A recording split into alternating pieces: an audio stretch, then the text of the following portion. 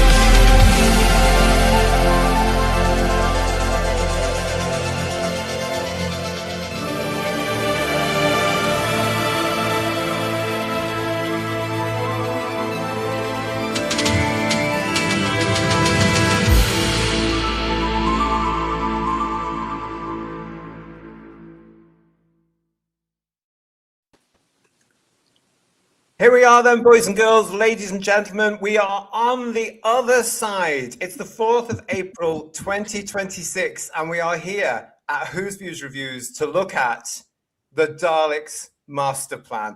They are words, guys, I never thought I'd actually say. It's a bit surreal, isn't it? It's a bit surreal. I know it is. I still got to pinch myself, actually. So good to see you all in chat. Nice to see you. Yes, I am with Third Doctor Ian, and with George, and with Graham, and with Lex, and with Digby, and I am with Paul, who's just disappeared. He's been exterminated. I reckon Paul's having a sneaky 8th watch. Exactly. So listen, somebody else has just disappeared. We're dropping like flies. Connection issues, problems with mobiles on this platform. I don't know what it is, but they'll be back. So listen, how are you all feeling? Great. Yeah. Yeah. It's not been a bad Easter, is it? Not been a bad weekend at all. No, not at all. No. And I mean, what a day yesterday was. I mean, the excitement of people getting up, certain people getting up at like 5:45 in the morning to watch these things. Can you check how many of us did that yesterday then? I did in the afternoon. Yeah, come on, show of hands. Who did it? Who was up for 6 o'clock? I was about 7:30 as a slightly later, a bit of a lie-in, really. But yeah. I was working late. There was no way I could do it. I wanted to, but you know. Yeah. I've watched them about 4 times now, to be fair. Yeah. It's great to see you all in the chat. So, Terrified Monk is saying to us, it's almost like you guys are excited about something. just a tad. Yeah. Just a little bit, absolutely. A wee bit, yeah. But it's brilliant, actually, to be excited about Doctor Who once again. And as a lot of you will know, I had to go to my family's yesterday, and I'm delighted to say that, I was saying on our preview show when we were looking at Mission to the Unknown a couple of nights ago, that my poor mother had to sit through this. I have to tell you, ladies and gentlemen, she loved it. She absolutely loved these episodes. And she said to me, this is much better than the rubbish you've been watching recently, isn't it? And she'd be right, yeah.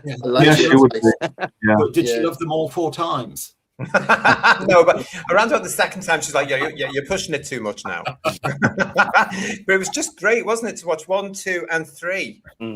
Yeah. And didn't it flow?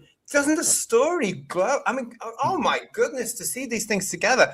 It flew. I can't. This is what I miss about storytelling. Yeah. Definitely. Well, I found really particularly part 1 went like that. It really did. It was so fast. The pace was amazing. I was just engrossed the entire time. And I spent the entire time with a big grin on my face. I really did. I was just smiling like a Cheshire cat. I was so chuffed. I really was. Yeah. I mean, very fittingly, you've dedicated this show to the memory of William Hartnell, but also, I mean, I think a big shout out is due to Adrienne Hill. What a revelation! Oh, She knocked it out of the park. Yeah. I mean, what a shame that she only did the 3 full episodes, because I mean, she was absolutely pitch perfect with the wide-eyed wonderment at absolutely everything she was looking at, and how, you know, the Doctor to her really was a god. Yeah. I don't want to jump too far ahead, but that lovely moment in part 3 where she's touching the window and all the things. Yeah. Incredible. Yeah. Oh, it's lovely. Really nice. Yeah. And it foreshadows what's going to happen to her. I loved the camaraderie with Bill in it as well. Her and Hartnell were great, weren't they? And you wouldn't have thought they were just so, you know, new. She was new to the TARDIS team and for such a short period of time, because she was a real revelation, wasn't she? I thought so. Yeah. The way her wide-eyed and wonderment, like George was saying, was a joy to behold. Played it so well. It brings out real. Sorry, go on, Digby. No. Sorry. No, it brings out real sensitivity in Hartnell's performance as well. Yeah. He's really grandfatherly again. Yes. And it counters with the sharpness he shows later on in the story. He's you know, he's hard as nails later on in the story, but in this, he's really tender towards her, and he is really avuncular. It's lovely. Before we go any further, guys, can we just say as well a big shout out to your Robert Payne. It's 56-year-old. Day, 66-year-old today. So happy birthday, Robert. Happy birthday. Yeah. Happy birthday. And what a way to celebrate. You got 2 brand new episodes of Doctor Who, all sparkly dressed and different. And we have to also say as well, everybody, once again, I mean, you know, the work that Film is Fabulous has done on this, it looks like it was made last week, didn't it? And in fairness, Restore as well. And Restore as well, Film definitely is fabulous, without a doubt. Yeah. Restored in 2K as well. Yeah. And you can get all the details, of course, as we all know on this channel, from the wonderful filmisfabulous.org.uk. But a big shout out for them and for getting it all sorted and getting it on the iPlayer as quickly as possible. Very grateful. Was it the 13th of March, wasn't it, when it was announced they were the 2 episodes? And here we are, literally almost like 3 weeks later, or whatever it is, and we've seen them, and it's wonderfully good turnaround. Wonderful. Yeah, that must be the fastest turnaround ever we've had, to be honest. Marvelous. No time thank goodness for it, because I think if we'd known they were going to be there and we weren't going to be treated to them as quickly, I think there would have been, you know, we would have all been like, Hartnell is definitely number 1, says Richard Moore. Richard, absolutely he is. And on this channel, we're not going to debate anything else, because he is, obviously. Legion of James, nice to see you. I stayed at my brother's on Thursday night, so I was up for 6 a.m. By 3 p.m. in the afternoon, he suggested it was time I went home. I know that sort of feeling, Legion of James, I have to tell you. Bill Harry saying about my mother that, of course, she loved it. It was proper Doctor Who. And even my mother recognised that, you know. She actually said to me at one point in between the episodes, I wonder where I was when this was being. I thought you were going to say she vaguely remembered watching it the first time round. I don't think she would have watched it, actually, Paul. It's not her thing. Paul Schlechter, hello to you. I was up at 7:30 a.m. and watched both episodes twice to take in anything I may have missed. There was a lot to take in. Incredible episodes, and hopefully the guys are going to be talking about that. Darren Reed is saying that my mother is the barometer of good taste. Well, she's watching and she'll love that. Hello, Mum. She is there, I tell you. It was so dramatic, so doom-laden, an epic Star Wars storytelling before Star Wars, says Stephen Bradley. Paul Richards is saying Hartnell was amazing. He was so eccentric and energetic. You're absolutely right there, aren't you? I mean, it was just, this is the Doctor. This is the Doctor. Another revelation about William Hartnell in these 2 episodes, in Devil's Planet particularly. I mean, he's infamous, rightly or wrongly, for fluffing his lines and all sorts of Billyisms coming out. But let's give credit where it's due when he delivers a line perfectly. The what was it? He said, "We're stuck on this pimple of a planet while you fool with that fuse box." An absolutely flawless delivery of a brilliant line. He excels at the comic moments, doesn't he? He's very good at comic timing. Really is. So much about Hartnell that I didn't appreciate in the audio version, because I'm getting to see William Hartnell's performance as well as just listening to that voice. I mean, I said on the Mission to the Unknown show, everything that I have ever, through the books or the audio, everything I conjured up in my head has just been blown out of the water, because it was actually a lot better. Actually seeing the thing, and especially of Williams, Mr. Hartnell's performance as well. We've got a couple of super chats before we continue that discussion, guys. The Chorus Sci-Fi Fantasy, thank you so much for this. I'm just about to watch it now, so we won't be watching you guys live tonight. We'll let you off because it's that's fine. We'll let you off, Chorus Sci-Fi. He's going to catch up later, though, he says, but have a super chat on me for the amazing coverage you've been doing. Well, that's very generous of you. Go and enjoy the episodes, then come back and talk to us, not live. Absolutely. But it'd be interesting to see what you say about it. Pete Harrington, good to see you. Paul Richards, nice to see you. Itagishi, good to see you as well. Darren Reed is saying to us that William Hartnell always liked to convey a paternal fondness for his female companions, and even though he's only got 5 episodes with her, it works with Catherine. Really does. It really does. Something that struck me about that as I was watching it for, I think, the 3rd time, was it's well known, and Peter Purvis has said it recently, at that time, William Hartnell was very angsty because he very much was saddened by Maureen O'Brien's departure. He felt very out of sorts with the rapid succession of short-term companions. And he and John Wiles were at loggerheads, and he felt he was under threat. But the short time he had with Adrienne Hill, the fantastic chemistry and rapport between the two of them, absolutely none of that shows on screen. No. And that shows the pro he is, though, George, doesn't it? Really? I mean, you can actually, with hindsight, and our lucky position of being able to look at these for the first time, but also knowing what was going on. He was putting up with an awful lot. He also wasn't well. Well, that's it. You've got to give him some slack for being ill, particularly. And they didn't really know, Paul, at the time, did they, what was going on with Hart? We know because it's now history. It's catalogued.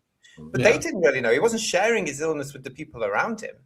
It still amazes me, Hartnell, as good as he is, with the incredible treadmill of recording and rehearsing of all these episodes, being all so many weeks of the year. It's amazing. It's good as it actually is, and that's something I have to stress. And he's superb in this. And do you know why? Lost it all. He loved it. He loved Doctor Who. He loved the show that he had a massive hand, of course, in establishing the first Doctor, and he loved it. And what a gift it is. I see him now. He didn't complain about his knees, did he? No, his knees were in working order. Yes. I mean, on Dalek Masterplan, he also had a director who brought out the best in him and the best in the program, and he doubtless responded to that. Thank you for your super chat. The John Keeley saying, "Good evening, gentlemen. Hope all are well. No license, so I didn't see them, unfortunately. But hearing all your enthusiasm is brilliant. Well, I hope you get to see them very soon. So I wouldn't mind betting that. I mean, because I thought there were 2 very good episodes for Hartnell, and you wouldn't mind betting that people start elevating him up in the favourite Doctors list. So it's only 2 episodes. They were so strong episodes, and like Nicky was saying, in both angles, the caring part and later the irascibility part as well, isn't it? In the second, 3rd episode. So. It's great to see, isn't it? If and when, because we're being optimistic now here on Who's Views, if and when more Hartnell episodes crop up, as well as Troughton's, we will be able to do that. We'll be able to see more of them. They won't be missing Doctors anymore. Everybody keep your fingers crossed. Can I just say something, JT? Can I just say very quickly? Can Blue Peter give us part 4 back now, please? Thank you. Pity Baxter would have sold that on years ago. It would be a dream, wouldn't it? Because you've got 3 and 5, and you're just thinking, if only. But we're so lucky to get one. If only, indeed. Stephen O'Neill saying it was a very fast-paced story. Hartnell at his best, quality acting from all the cast. Steve Braddock sharing with us that he was at work all day yesterday, and it was the longest day ever. And then due to so much to do today, I've only just finished watching them. It was well worth the wait. Hello to Jack Dexter, who's in the chat with us, and I really hope the revisionists will now stop saying that Katerina was not a companion. She was a companion. I have it on good authority from the 1982 Doctor Who program guide, and she deserves honorary status. You're right. She is. I mean, I don't know. I've not seen that before. But if they're including, if these people are coming from a particular side of fandom that are including Kylie as a companion, for heaven's sake, and Michelle Ryan as a companion, for heaven's sake, then well, can we start this here now? Brett Vine for companion as well, because he was in the TARDIS. He didn't travel in the TARDIS, okay? And he's in 4 episodes. Let's have Brett Vine as companion as well. Why not? Yeah, for Nick. And Gray. Hello, Gray. Hi, panel. Well, hi. So disrespectful for Chibnall to suggest Hartnell is not the first. How could he not be? He's fantastic in this. I mean, I don't think we care one jot what that gibbering buffoon says or thinks, to be quite honest. There's the Doctor. There's the original. I don't know this person that you all frequently mention. You're the lucky one, George. You're the lucky one. You don't want to. Yeah, but there he is. There he is. Yes. And actually, in that photo, he's holding a print of episode 4 of the Dalek Masterplan. He's such a tease, isn't he? Yeah. There's so many magical things from Hartnell. As I say, having grown up with the audio and with the Target novel, I haven't done him justice because I don't really know the first Doctor because I've only seen certain stories, as we all have. This put another slant on him. There are so many things that Hartnell is doing in these episodes. He's irascible and he's grumpy, that we all know to an extent, but he's also mischievous. He's excited. He's mysterious. I love the bit. Left the key in the door. Yeah. I love that. Well, that particularly, I know we'll talk about his hair malfunctioning throughout the episodes, but I love that moment he comes back after having obviously had a fight with Brett Vine, and his hair was all mussed up. Well, and he looks completely crazy. He's going to kill someone. It's wonderful. He just comes forward. He gives Tom a run for his money for looking crazy. Definitely. At that point. Space Peninsula saying Hartnell's wig stole the show for me. What a performer! There's a card in itself. Brett Vine's idea of getting physical with somebody is just to ruffle their hair a bit. Yeah. give him a noogie. Yeah. Hi to Mark McIntosh as well, who's also saying Hartnell's messed up hair. I love it. How many wigs did he go through, boys and girls? I have no idea. But they weren't quite the same one in every single one, were they? Marine Boy is saying, to misquote with Nail and I want more of the finest TV sci-fi known to humanity. I want them here, and I want them now. Quite right. Yeah. Quite right. Yeah. I mean, it has left us wanting more, hasn't it, gentlemen? Yeah. Oh, yeah. Love. Yeah. You can tell it's a vocation for Bill Hartnell. You can tell it's. I mean, Ian's point about his gut was dodgy knees. My missus was saying sort of like, how is it the same character? He had such a vocation, such passion, and yet we've in the contemporary series we've been left with people who just couldn't stick it for 5 minutes. Yeah, exactly. And also it really struck me that you can see how Capaldi there's you can see where Capaldi I think references his Doctor from in Hartnell, in being difficult, in being this sort of prickly, difficult old man, but at the same time being brilliant and having, at one side being flinty, on the other side being, as soft as a marshmallow. Yeah. I mean, again, it's what we used to call a character actor.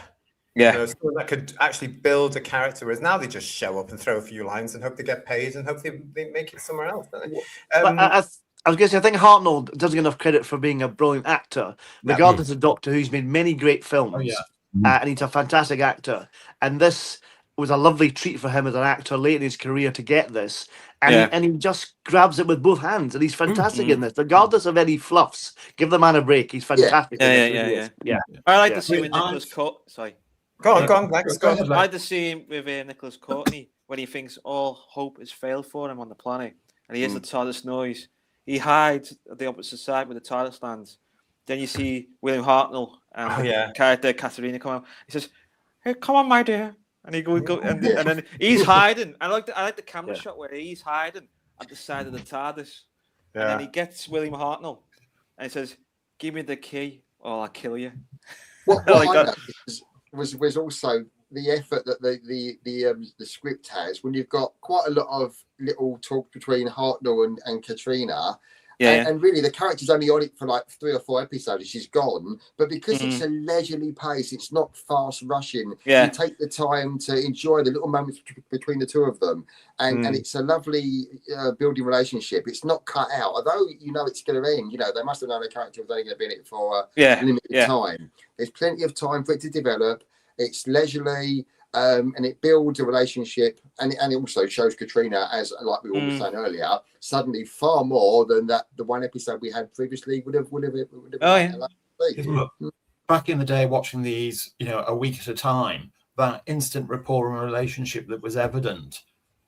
How much more shocking would a Katrina's exit have been? Exactly, George. Having watched that for 3 or 4 weeks.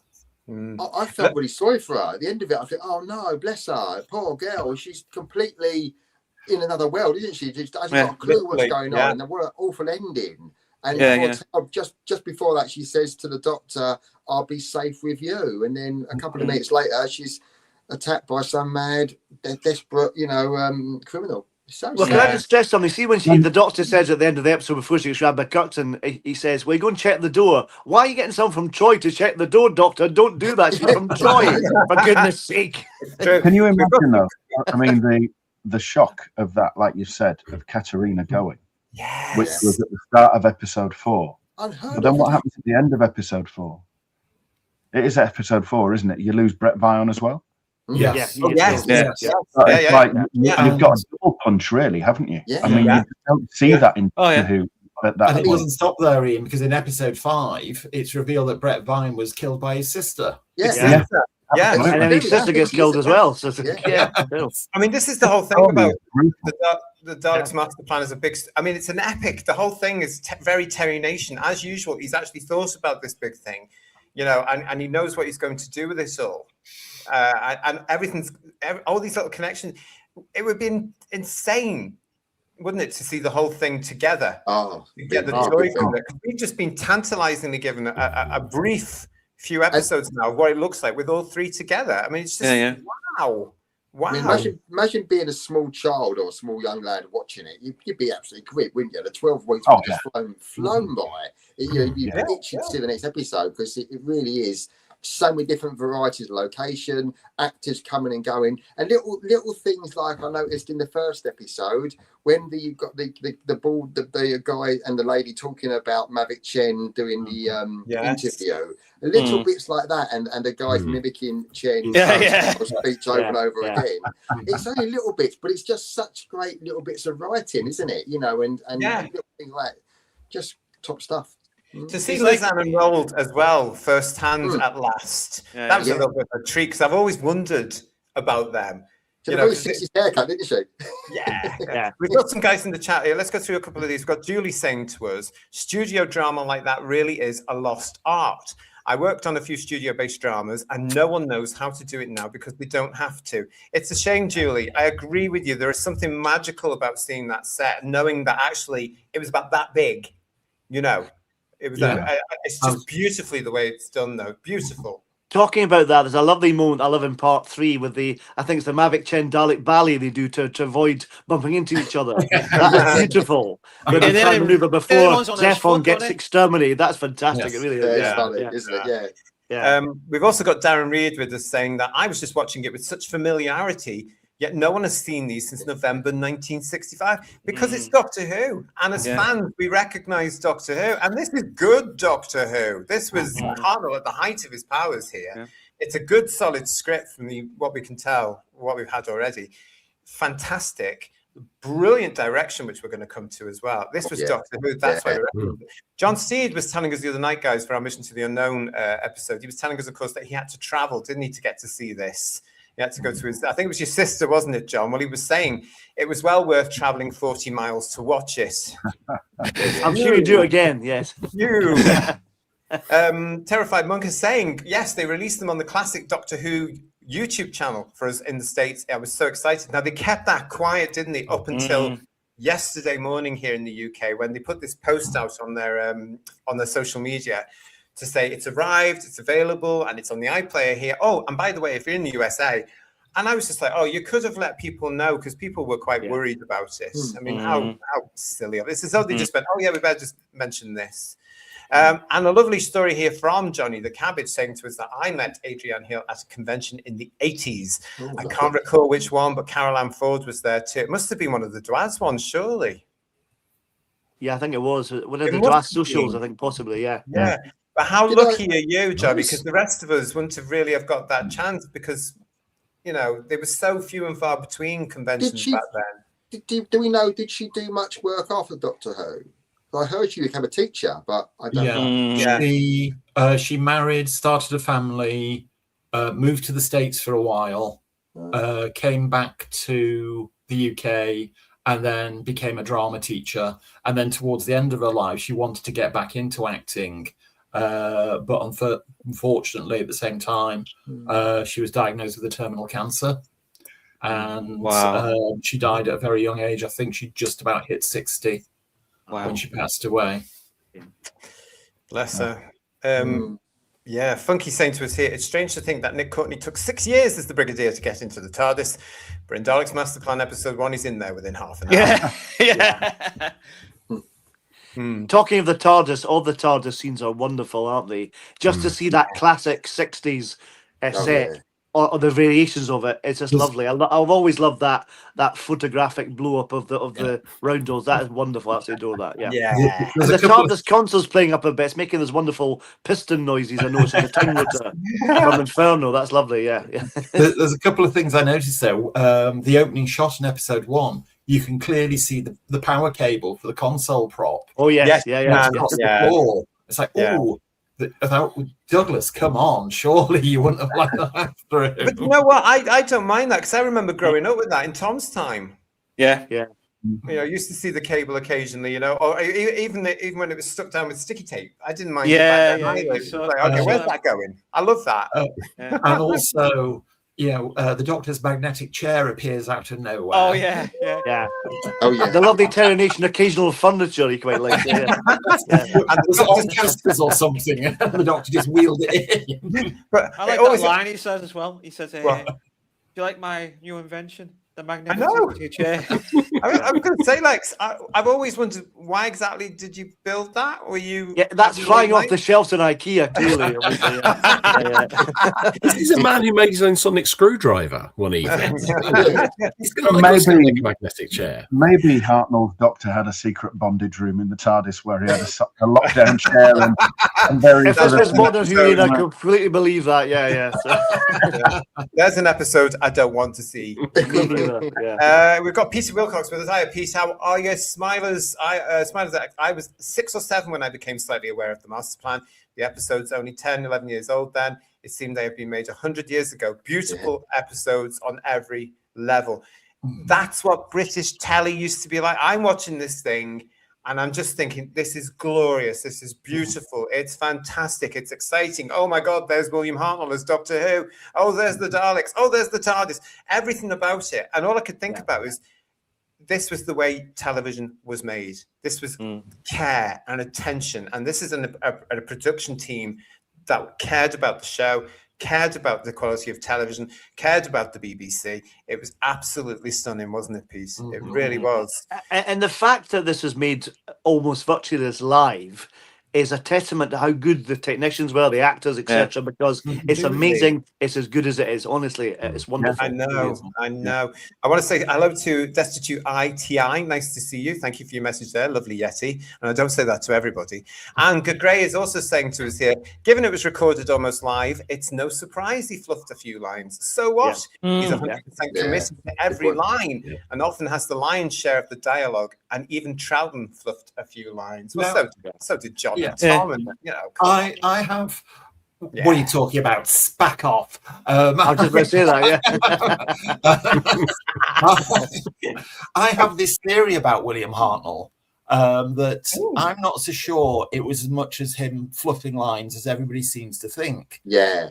Because if you listen to the soundtrack for The Massacre, where he plays the abbot, he is absolutely word perfect on every line. There is not a single fluff.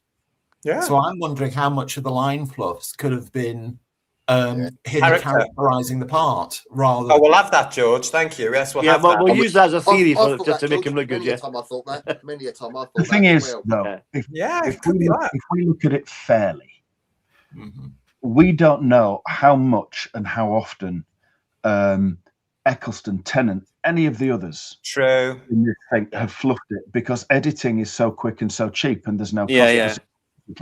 Whereas we know in the 60s and to a lesser extent in the 70s, it was a very laborious and expensive business to stop and redo and then cut it in and everything else. So we're looking at it through a bit of a slanted prism, really, aren't we? It's not a fair comparison. If they could have done all that editing and they had the time to refilm, we wouldn't see these slip-ups. And they'd only stop if they said the F word, Ian, apparently. Yeah, so well, that's kind of... I mean, two other points here. I mean, if you look at any William Hartnell episode, he has the bulk of the dialogue in every episode that he's in. He has more lines to learn than probably everybody else put together. Yeah, he still carries it off. And also, excuse my name dropping here, I once had the pleasure of meeting Jackie Lane many years ago. Oh, fabulous. And she was telling me about working with William Hartnell. And from what she was telling me, I think William Hartnell knew when, if he did fluff a line, he couldn't get his way out of it. Because, as you just said, Ian, Jackie Lane told me he had this habit of walking off his mark and standing in the middle of the set and saying in a very loud voice a very naughty word that rhymes with Donald Duck. To get the tape stopped so he could do it again. So he knew in his own mind where he said, "Oh no, I've messed this up too much." I think that's. I've just Matthew Pounder in the chat. I don't know what he means by this, gentleman, but he's saying here we have lots of Chen's controllers on the panel. Now, JT, who could you be referring to? Is it Ian we're talking about? Who is it?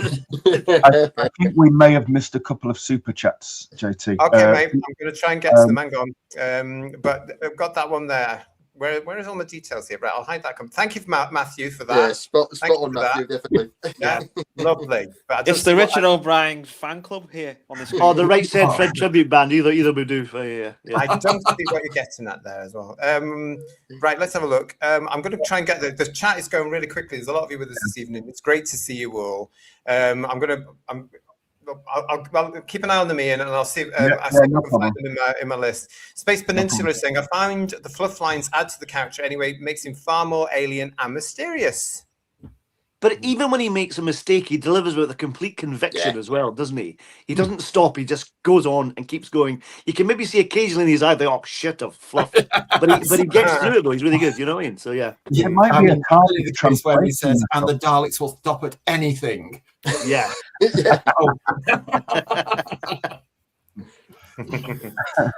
Okay, Ian, I can't see these super chats here. Do you want to read them out? Yeah, the first one, and what prompted me was the previous comments. We have a super chat from Funky. Thank you for that, Funky. And he says, think I saw JT and Paul among Maverick Chen's staff.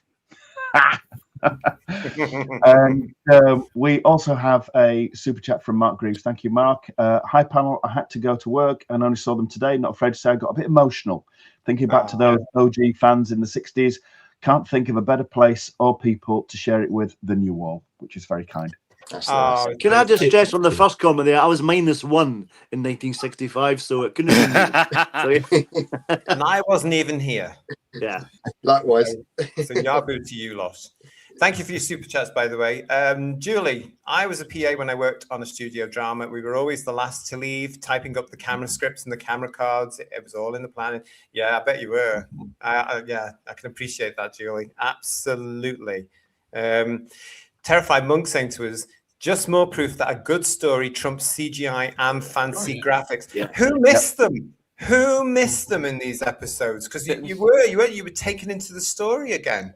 But even with that, with the budget they had, they did some lovely moments. That the spa in space is lovely. The shots of the prisoners coming with their torches down to the spa. What was that like? This is fantastic stuff. You know, that scene. How did they do that? I want to know now. All these years later, that was beautifully done. Yeah, those torches moving like absolutely stunning. Yeah, and the spaceship designs were good as well. These things like that are the kind of thing that if you know, not that there's any telesnaps for this one, but telesnaps or animations, obviously audio stuff, can never ever replicate. You have to see the original, don't you? It's so lovely to be able to see it. It makes it so much more complete. Although it's not, but complete to a certain extent. You know, it's a lovely thing. And also the big flat monitor screen in the Technics room. That was very high tech for 1965. Oh yeah. Realized. And I loved as well the bit where Hartnell standing in the spa at the window looking out into space. That is beautifully done as well. And that's such a low budget, but it looks superb. It really does. The whole thing looks, and again, I'm going to go back as I'm doing these reviews to what it must have been like to be a kid watching this for the first time back in 1965.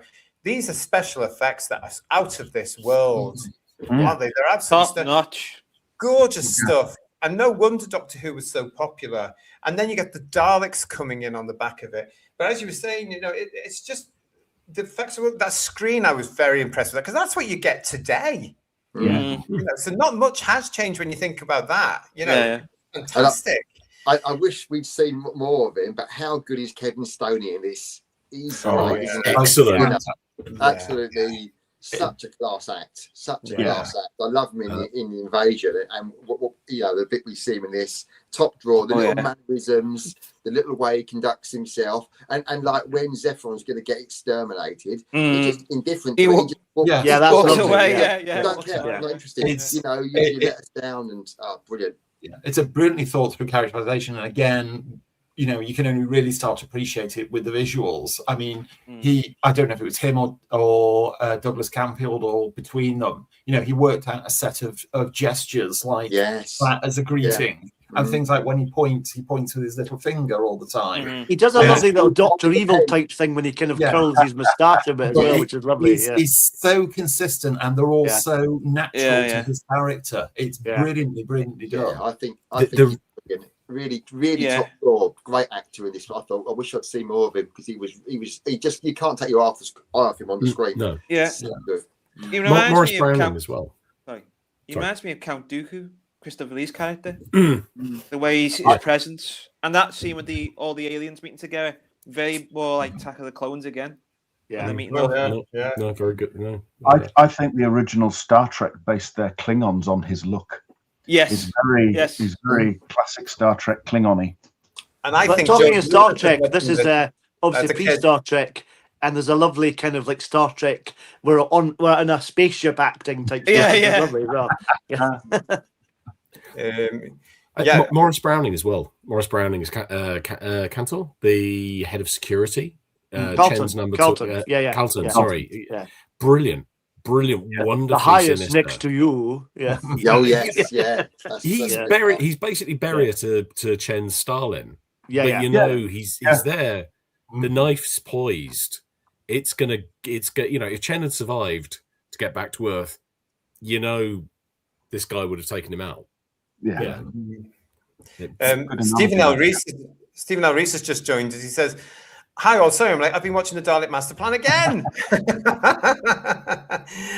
Good for you, mate. Good for you. How many does that make it now? And Legion of James saying, Chen's every little mannerism was well thought out and consistently acted. He is one of the greatest villains. Very composed performance, mannered.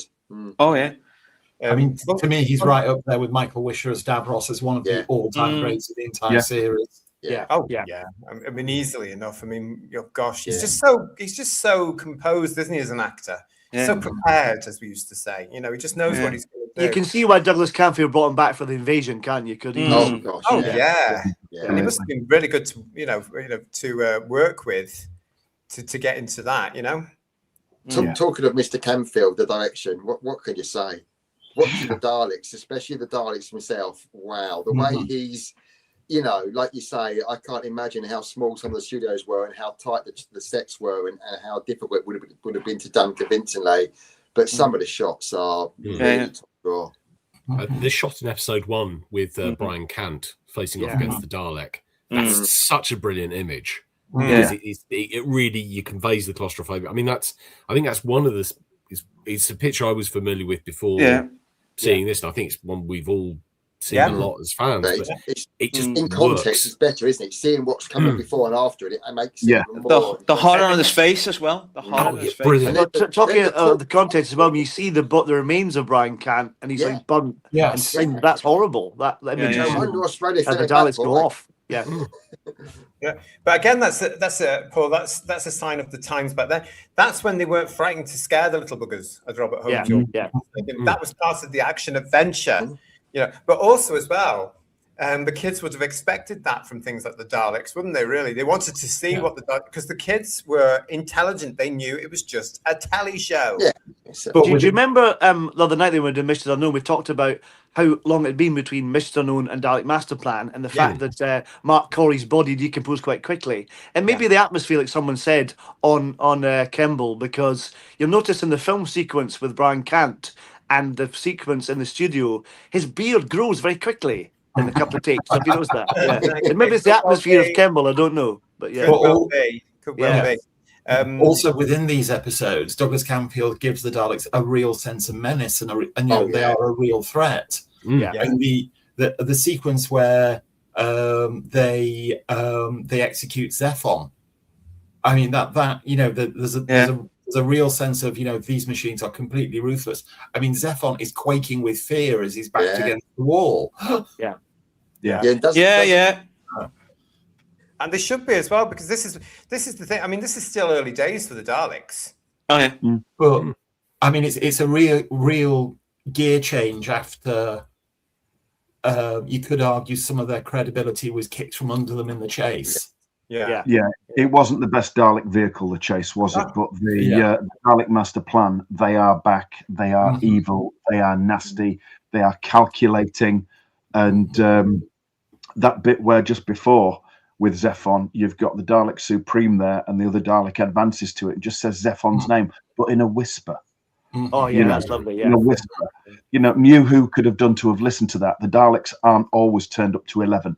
You know, it's just a whisper. It's cunning, and then you see what happens to him.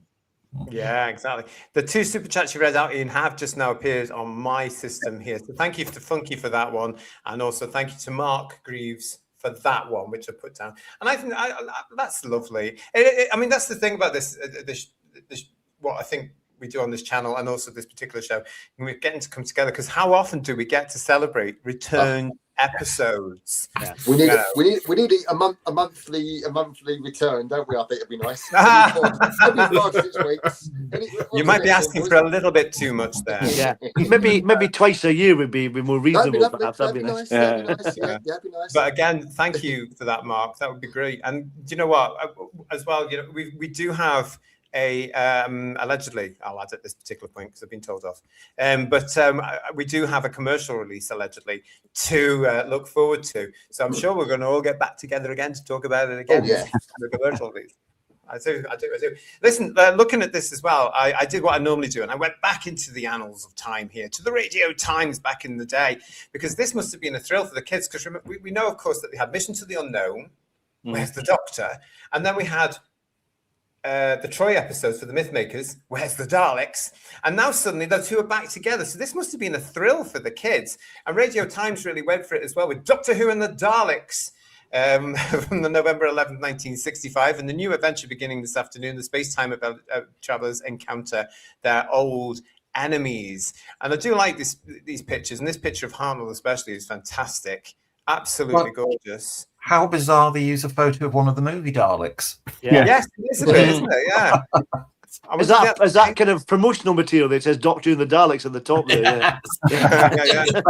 Looks nothing like Peter Cushing. Exactly, We've got this one from December the 9th, just a couple of weeks later, which is also publicising, obviously, the same serial. 5:50 in the afternoon, everybody. Look, 5:50 in the afternoon, these episodes are going out. And bearing in mind what Paul's just said, proper proper drama for the kids. Yeah. Well, it would have been dark outside, wouldn't it? So Yeah, it would have Yeah. So even better, Ian. Yeah. And in those days, of course, a wee bit of fog out there, by the way. You know, it would be quite mysterious. Perfect plot too. And here are the individual readings for the first 3 episodes, and then the traitors as well, from the Radio Times. I love all this. 5:50 in the afternoon. Interesting to see Nicholas Courtney getting quite a good billing there, isn't he? Yeah. Yeah. 1, 2, 3, 4 episodes. Lovely. Yeah. And G. Marsh appears there on the traitors, of course, with him. Can you see that? Yeah. In fact, Nicholas does, but Adrian Hill is only in the cast listed, isn't she? Yeah. But Kevin Stoney gets star billing there. Oh yeah, in the first one. Yeah. Well, as we said before, quite rightly, Yeah. Oh, yes. But going back to that bit there, it must have been incredible coming off the Mythmakers. And the way it does as well is lovely, isn't it? Because it just it's right, it's directly, it's the same minute, it's the same day. You know, this is what's happened. Yeah. You've got Katerina there, all sort of wide-eyed wonder and so beautifully innocent. Yeah. I love this. I love an episode one where she gets an idea of from Brett Vine to get some drugs to give to Stephen, and the way she manhandles Peter Purvis, that is so uncomfortable. Well, I mean, Nick Courtney does have the line something like, "Oh, I'm glad you're not nursing me." Yeah, exactly. Yeah, I love it. But do you think, guys? I was watching this first episode yesterday, and I love saying that. I was watching the first episode of the Dalek's Masterplan yesterday, you know, and twice, and I was watching it thinking. Again, just thinking about what it must have been like to watch it on first transmission when you eat, when you're little. And you've come off the back of the Troy episodes. You're now on the. Do you think the kids realised where they were? Because there's loads of little gorgeous bits. The bit, I don't know. Obviously, the bit where the Dalek turns up, but you've got all these little other bits. The bit where they refer back to the mission to the unknown and Corey. Yeah. Do you think the kids are clocked before these little bits started this now? 5 weeks earlier, wouldn't it? So when you're small, 5 weeks is a long time ago. Yeah. You may have missed that episode, or you may not be sure. But the good thing was that this particular story, so much happens. It's like every couple of minutes, something exciting is happening, or something catches your eye. But at the same time, it doesn't feel rushed. So it's quite. Yeah. And the kids will have noticed the fact now Mark Corey's played by Peter Hawkins now, but that's another matter. Yes, and it's a different recording. Yeah, exactly. The dialogue doesn't match. But do you think that the kids would have realised right at the very beginning, or we're back there, or do you think they would have thought, what's happening? When do you think the penny would? They probably just thought, who cares? There's more Daleks. That's what they thought. I think an intelligent. Sorry, Digby, go on. No. I think an intelligent kid would pick up. I mean, as we did as kids, we get those things. Sorry. I was just going to say the same thing, really. I mean, if you watch the Time Warrior original transmission, so 1974, I was 8, and you're watching it, and you've then got the dinosaurs. So 6 weeks of a story there, and then if the next episode, instead of going to Exelon, you'd gone back to Iron Gron's castle, I would have recognised it. I would have known where we were, and I would have referenced back. So 4 weeks. I think it's. I keep saying it's easier for us to say now that kids might not have remembered, but of course they're smart, aren't they? And they were smart then, probably smarter then, and I think they'd make that connection. I assume the BBC would have put trailers out for it before it was transmitted. And also, didn't the absolutely wonderful Blue Peter feature on how to make Dalek cakes, didn't that come around this time as well? Which meant children up and down the country, would have had Daleks on the radar from that as well. Yeah. I have no idea. I don't know. I think with Mission Unknown and Mythmakers, they would have known it was a direct sequel to those 2 stories. I think when they see the delegation, the alien delegation, they make the connection there. And that's actually your point about Attack of the Clones, and I'm thinking about it. And this whole story, in a way, it kind of has a common ancestor with the Star Wars stuff. In that, the sense I was getting from I listened to some of the animation or watched some of the animations later on in the day. I was thinking it's got a real Flash Gordon vibe to it, or a Buck Rogers. Like the 1930s, the 1930s Saturday morning flicks. Yes, it unfolds. Yeah, and it's brilliant. It really it has a fantastically powerful form of storytelling in that it builds. I mean, Philistines call it padding, but I actually call it world building. I agree completely. Yeah. And it's like, I mean, people say, "Oh, they released, they got captured again. The release got captured again." But no, this is how we actually get to see this world unfold. This is how we get to see these characters deal with complex situations. And it's wonderful, and it's the thing we've all noted. It's the time and the love given to storytelling. It's just amazing. Proper storytelling, beginning, middle, and end. I totally agree. And it's just, I'm swept away by this. For the first time in God knows how long, I'm swept away by a story. It took me right back to when I was a kid. I was thinking, because it was new and it was the Doctor Who I recognised. This is my Doctor Who. Magical and I was day. So appreciative of it to be able to say, "Oh, here it is. This is brand new stuff I can get into, appreciate, and love and adore," and I am doing. Funky, thank you for your super chat. The 1960s showed how to do a continuous story properly. Yeah. Fair enough, isn't it? It's fair proper enough. Jeopardy, that's the thing. Oh, I like that. Proper Jeopardy. And Matthew Pounder, good to see incredible choreography of the aliens movements. That's when they cared, wasn't it, Matthew? Yeah. And when each actor would care, and a director that cares as well, to say, make your movement a little bit slow, or you've got big feet, do it this way, or whatever it was going to be. Oh, you walk in slow motion. That one, I think. Yeah, that was quite nice. That's quite nice. But you don't get that with CGI. No. Do you? I mean, come on. And Pete Harrington saying to us, time, especially in the school holidays, went too quick. I remember, and having to wait a week before another Who was slow. It's a strange thing, time. Always going all time lordy now, isn't he? But you never have it any other way. That was a great way to experience it as a kid, wasn't it? Week by week. That was lovely. Yeah. And I wish I was around to see the 60s stuff, really, because this has really whet my appetite. I'm sure I was saying to Ian earlier, you get greedy for more, don't you, when you've had these too? You really do, Well, that's where we're at now, isn't it? As when we were kids in the 70s, you knew you were going to see it once and that was it. If you were lucky, there might be a repeat. The fact that we've all got every episode that's known to exist at our fingertips now would just be absolutely unheard of back then. Of course. I think your head would explode if you knew that what you know now. Yeah, definitely. That went on up until at least the late 80s, early 90s, really, when the explosion of VHS, didn't it? And that's even then we were only getting 3, possibly 4 a year if we were lucky. Because they were really dragging it out. It took 20 years to get the range out on VHS, and then another 20 years to get it out on DVD. But the scarcity of the product made it so much special, didn't it? Like we've said before, I think being of a certain age, you look back at like the Target books, the little cards and the little bits and pieces that were meant so much because there was nothing else. There was no ketchup. You missed it. I used to draw pictures in a book of what I'd just seen, so I wouldn't forget what it looked like. Looking back, it didn't look much like what was on telly, really, but I used to do it as a kid. You knew what it was. That's the important thing. I knew what it was. Paul, I remember the city route in Death to the Daleks looked like a snake with a big smiling face on my drawing, so I wasn't very accurate with that, I don't think, but I was only 4.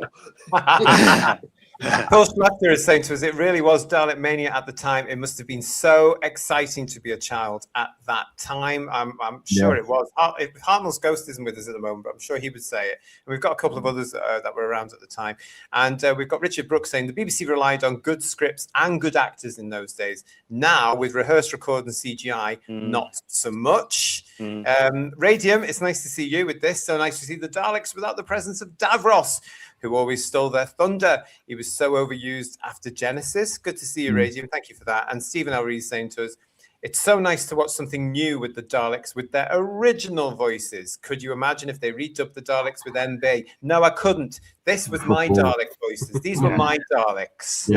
And they were gorgeous, weren't they? And I'm again, you hear these things on the audio, and it was only when I'm watching them, guys, I clicked.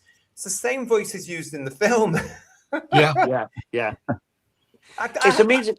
It's amazing as well, the things that you can't actually see when you listen to the audio that when Hartnell comes back from posing as Zephon at the conference and he's got the cowl on and everything, I thought he was already back as the Doctor when he came from the audio, but and then he takes it off and musses his hair again, which is lovely. He's like a little ninja, isn't he? He's got his little hat on.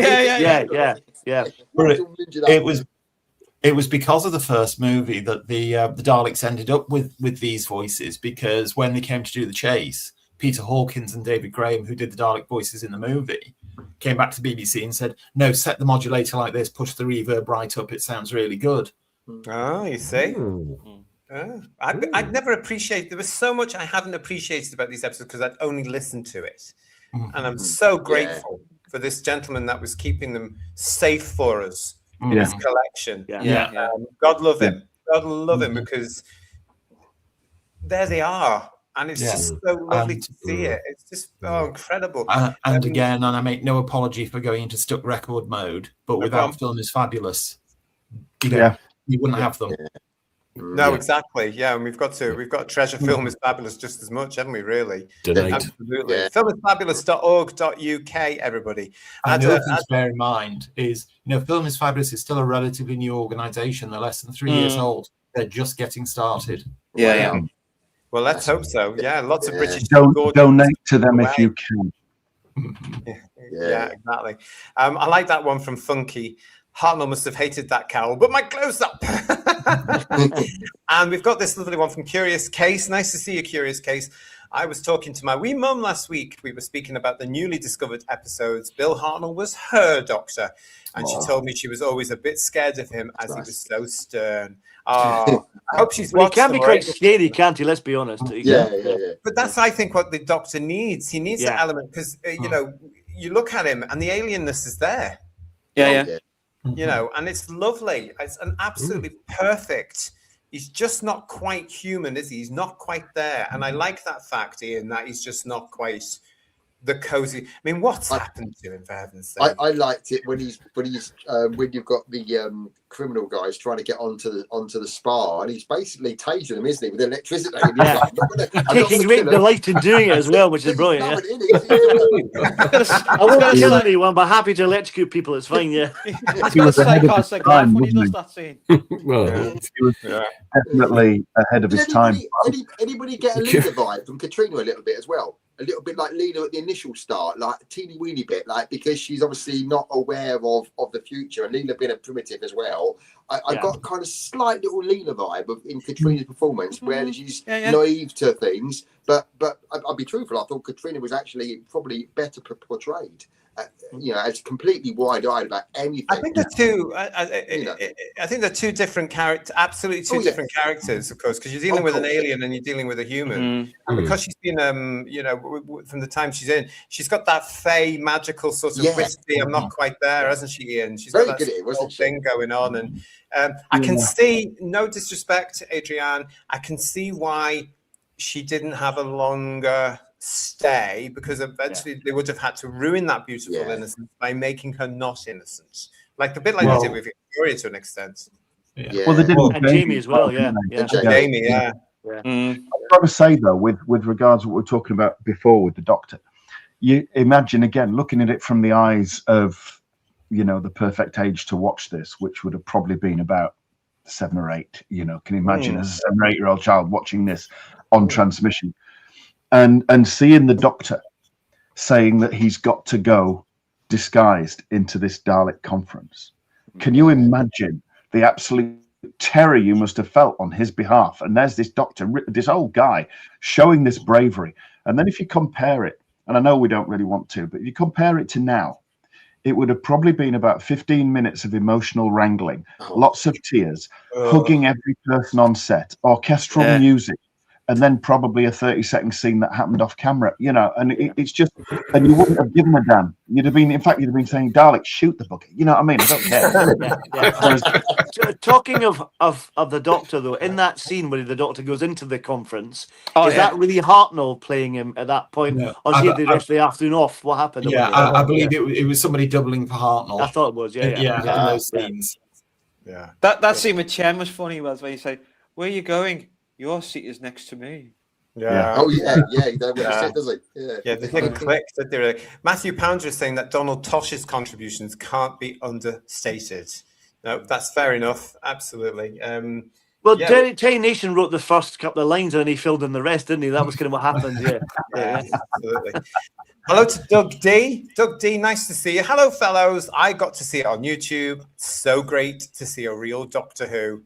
Loved it. Yeah, it's a special time for us right now as Doctor Who fans, isn't it? We're celebrating in this year appropriately the return of Doctor Who and the return of William Hartnell as Doctor Who. He is the Doctor because, as I keep saying, we don't have a current Doctor, and now we do, and it happens to be the one that's kicked it all off. It's fantastic, absolutely brilliant. I know we've said it before, but whilst publicly there's great in a Welsh tone, isn't it brilliant about these episodes coming back from a certain person who shall not be named? But he must be absolutely livid, really, because this, and especially these episodes that are of such quality, the fact that they've been shown to such a wide audience, you could not have shone a brighter light, and because it rhymes with light, on the shite that has been on with his.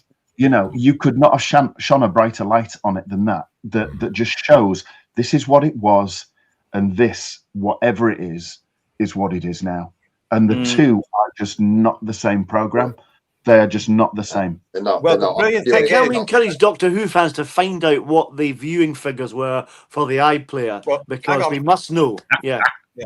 Well, if we can find out, we find out. But what Ian's just said there is absolutely brilliant, because I don't know if you noticed, Who viewers, on that device that we call social media yesterday, an awful lot of fans, and I'll be diplomatic here, fans that adore the recent variants of Doctor Who, and I'm going to talk about the Chibnall and RTD2 eras, were actually going onto social media to say, this is incredible. Why do we not get it like this now? So this is brilliant, because for some of them, their eyes have been opened to what Doctor Who actually is. And that got us thinking here on Who's Views. What would a young person today think of this? And I'm very glad to say that thank you to Lex. Your nephew has given us a little review of these episodes, hasn't he, Lex? Yeah, Luke. Cool. So this is Luke. How old is Luke? 13. He's 13, ladies and gentlemen, boys and girls. And have a look at this. Of the Dalek's Masterplan. So the first part, so I like the mystery aspect of it. It sets up to be like, you don't really know what's going on. And with the two men, the other fella and Brett, who will become relevant later on in the story, and I like the sort of a bit of comedy in it, with like the people at the transmission, at the like communication center, and they're listening to the Minister Chen's like speech, and then there's this fellow who's mouthing along to the words. I found that really funny, and I also like William Hartnell's performance as the first Doctor. This is the first like I've really seen of him, and I like him as a Doctor. He's really funny.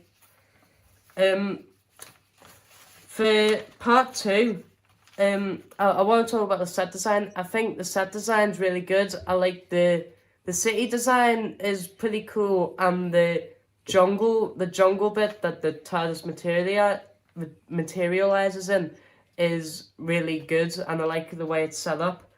The Daleks with the flamethrowers are pretty cool. Because you always see the Daleks in the modern stories with your average plunger and the gun. But you can see like variations, like the Daleks with the flamethrowers when they're setting alight the jungle. I found that really good. I found the little group, the alliance that the Daleks gathered together. I liked the meeting that they did, and Zephon, the alien seaweed man thing. He goes out, and then the Doctor steals his clothes, knocks him out and steals his clothes, and then he sneaks into the meeting, and then all of a sudden Zephon wakes up again, and then he goes to press an alarm, and all the people in the conference are all panicking, and while the panic is happening, the Doctor manages to grab the core of the what's it called now? The Time Destroyer or whatever. The core of it, which is the bit that would, like, it would. It's the central part of it, and it would cause a big problem, and it would mean the Daleks would basically win. And the Doctor takes that, and then he's confronted by Zephon, but the Doctor manages to escape. And then later on, the Daleks, Minister Chen, and Zephon are in a meeting, and Zephon is, because the Doctor's snuck in as Zephon and taken his disguise and all, the Daleks accuse Zephon of messing around with their plans, and then you kind of feel bad for him because he's backed into a corner, and then he's exterminated by the Daleks while Minister Chen just stands there smirking, and he's really evil, and you get a feeling for him. A bit that confuses me is, why did they take Minister Chen's spaceship when they could have just used the TARDIS? Because there was a Dalek gardener, but then he went away, and then Kazarina and all got out the TARDIS, and it just confused me a bit there. That's the bit I like about it. But overall, I think the episode was good. Some of it was a bit confusing, but overall, an 8 out of 10 for me. Goodbye. Well done. Fantastic. Superb. Excellent. Yeah. Get him on. Get him on. He's a bright lad. Extensive notes, Lex. That's superb. It really is. Yeah. Yeah. Thank you for that, Luke. Yeah. Yeah.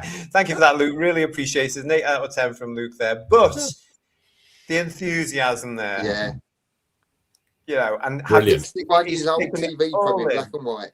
God. Yeah, exactly. Something that's, 60 years old. He's taken it all in. He's paid attention to it, and he's loved it. And it's just amazing, isn't it? And I can actually see through Luke's little review there why these much older than him, we're talking about the 20-year-olds and stuff like that, that would always cry about, how Whittaker and Gatwa's era is beautiful and fabulous and the best thing ever. And now suddenly they're coming to it yesterday and going, we don't get Doctor Who like this. What's going on? Well, I'm surprised they didn't fast forward it or put it 2 times the speed. That's what they normally do. Well, it wasn't made for them, was it? Or maybe they're starting to realise that storytelling trumps virtue signalling every single time. Yeah. Who knew? That would be nice, yeah. It would be nice, wouldn't it? Because, the case is that they've been brought up in an era of television where storytelling isn't storytelling anymore. And it's very pandering, and it's not hard-hitting, and it's not dramatic, especially through what they've just watched over the last 3, 4, 5 years, wherever it is. And then suddenly here comes William Hartnell with the Daleks by Terry Nation, and by God, he slaps them. Yeah. I mean, the thing is, like, in this particular story, like, Katrina stays dead. Brett stays dead. Sarah stays dead. They don't get miraculously reincarnated or reborn a week later, do they? They are finished. No. That's it. Gone, dusted. Yeah, that's it. Gone. Yeah. I mean, it's the little touches as well. I mean, we all get a little thrill, I think, when we see the flame-throwing Daleks, which wouldn't happen today at all because you're not allowed. Mainly for health and safety. Yeah. That's just a fantastic image. Yeah, it's a beautiful image, isn't it? And the kids must have been thrilled to see this. Oh, when can I get the action figure of that? Back in the 60s, real flames. Yeah. Not back in 2005 or something like that. Was there a plan to make the movie Daleks spit flame, but it was felt it was too unsafe? Yes. I think so. That was the original plan, and it wasn't so much the safety, though that was a consideration, particularly with the amount of hair lacquer that Jenny Linden was using. But what it was Milton Subotsky, the producer, was absolutely adamant that the film would get a U certificate to get to the widest possible audience. and therefore sell the maximum number of tickets. And the British Board of Film Censors, when they saw the script, which explicitly said the Daleks guns shoot flames and basically incinerate their victims, they said that will not pass in a U certificate film. It will be an A certificate if you have the Daleks shooting flames. So they use the CO2 extinguishers instead. Yeah. We've got it's okay to freeze people, that's fine. Yeah. We've got lots of comments coming in from our friends in the chat here, with Paul Schlefter saying the Doctor is a hero. He did not hesitate about going to that conference. We've got Stephen Braddock saying, "You're very brave. Nonsense. I'm just doing what needs to be done." Can we have that back, please, BBC? Yeah. Can we have that back, please? No. That's wonderful. Julianne saying to us that kids love the scares. That's what draws you in. Nobody wants to watch a mincing crybaby. Well, certainly with with what Luke was saying there, it's absolutely true, isn't it? Aurak Blake, nice to see you. Hartnell was incredible in such films as The Sporting Life and Hell Drivers with Patrick McGowan and Sean Connery. He was a brilliant actor. And we're seeing, I mean, to see him again, here he is. I mean, all these years later, being the Doctor, it's an absolute thrill, isn't it, everybody in the chat? It's just amazing. His granddaughter and his family must be absolutely thrilled these episodes. They've been so well received. Yeah, they must be. And all our best to them if they ever find this show, because wow, isn't he a genius? And we've got so much to thank him for. He'd be very chuffed and proud of himself if he'd seen these. And also, do they still have his copy of Marco Polo? If they do, can they please return it tomorrow, please? That'd be lovely. Thank you. Yeah. Send them to Film is Fabulous quite quickly. Thank you very much. We've got here as well, Dalek Shalom saying to us, I liked the flamethrower Daleks as well. I remember being thrilled, Dalek Shalom, back in it must have been the 90s, when Dapol brought out a box set of the Mission to the Unknown Daleks. There was 4 of their Daleks with little flamethrowing plastic bits coming off. Remember? Still got it. It's upstairs in the loft. And I was thrilled by that. Looking at them now, compare them to the character options ones. They have a special place in my heart. But yeah, I remember that very, very well. And Darren Reed is saying about Luke, I think we found our future producer. Right? It was just amazing to me, guys, yesterday when I was actually seeing all this sort of some of these fans having their eyes open to what television should be, and asking questions, and they need to ask more of that. Why aren't we getting it like that anymore? Doubly so that it's 2 individual episodes, not a complete story. Yeah, it must be really annoying for all of them and for Luke and everybody like that, because they're now in the same boat as us, because that's it. That's it right now. Alexis, you're going to give Luke the audio to listen to another 2 episodes. You have to do that so he can finish the entire story. That'd be good. Yeah. May do. Yeah. We've got for when Luke watches this, we've got some comments for you in the chat for you, Luke, as well, because we've got Richard Brooks saying, what a great young man. And Stephen L. Reese is saying to you, great review. Matt Enspiel, also great review. Funky is saying to us, get this lad on the Who's Views reviews panel. He's just been on, honestly. Pete Harrington saying, well, he went for it. He did. Yeah. Tiny Triumph, hello to you, mate, saying, so nice to see young fans engaged in episodes that are over 60 years old. Yeah. As well as all of us as well. Yeah. As well as all of us. I feel like I'm 13 as well. And that's taking some doing, I'm telling you, yeah. Delighted to say that Hartnell's Ghost is now in the chat with us as well. Good to see you, mate. How did you find yesterday? Have you caught up? And let us know how you see. Curious Case, great to see a young lad enthused by proper Doctor Who. Yeah. He's got some of the DVDs as well. So good for you. Yay. Richard Brooks is saying to me here that, when we're talking about the action figures of those flamethrower Daleks, that all I need to do is simply put a match in your Mark's Dalek, problem solved. Yeah, thanks for that. There was something that I saw, and I don't know if this is true, maybe the panel has seen this as well, but did they put disclaimers on these episodes before they put them up? I didn't see any. In the American version, they did.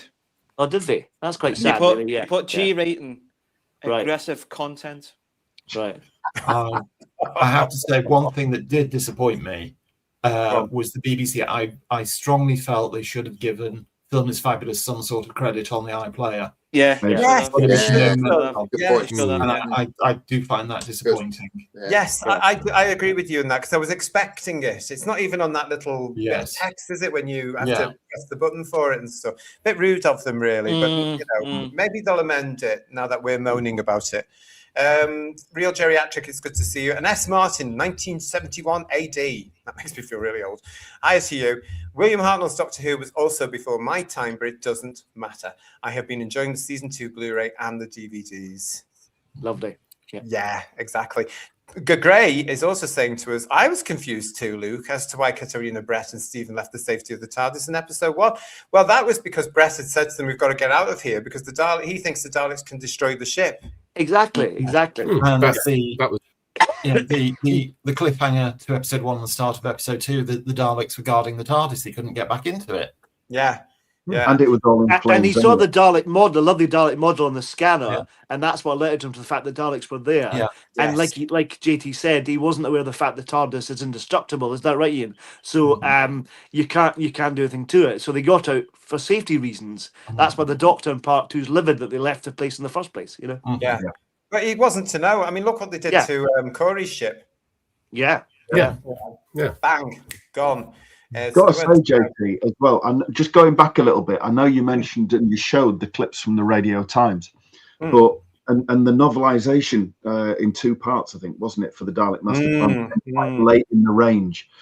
But for me, my first intro to the fact that the Dalek Masterplan existed at all, in fact, a lot of early Who existed at all, was the 10th anniversary Radio Times special. Yeah. And that little snippet and that shot of Nicholas Courtney as Brett Vion looking at that thing with a bit of and I thought, I could not understand why the Brigadier was in this. Yeah. And he wasn't referenced as the Brigadier. So where's his moustache, you were thinking of that point? Has it fallen off again or whatever? Yeah, again, yes. That single thing about landing on the planet Kemble in the year 4000 AD and all the rest. It was just, it left you asking so many questions. But again, it was a seminal publication, wasn't it? It was and at that point, Ian, as well, it was known as The Nightmare Begins, you know, and that itself sounds so tantalizing. It sounds wonderful, you know. And I compiled all those stories with individual episode titles. That special just referred to them by the first episode, didn't it? And that's when the trouble really started, you know. So and they covered a 12-part story in one very short paragraph. The word count explaining Mission to the Unknown was higher. Funky, thank you for your super chat here. It isn't rose-tinted glasses, it's the reality. It is. It is, as we're all pointing out here. I think this is the first time that all of us on this channel have been this enthusiastic since we set it up in 2023. It really is. I mean, it's wonderful to share it all with you. Thank you for joining us this evening. Pete Harrington saying to us that with young Luke, there's hope. Well, that sounds like something that George Lucas would nick as well, doesn't it? Yeah.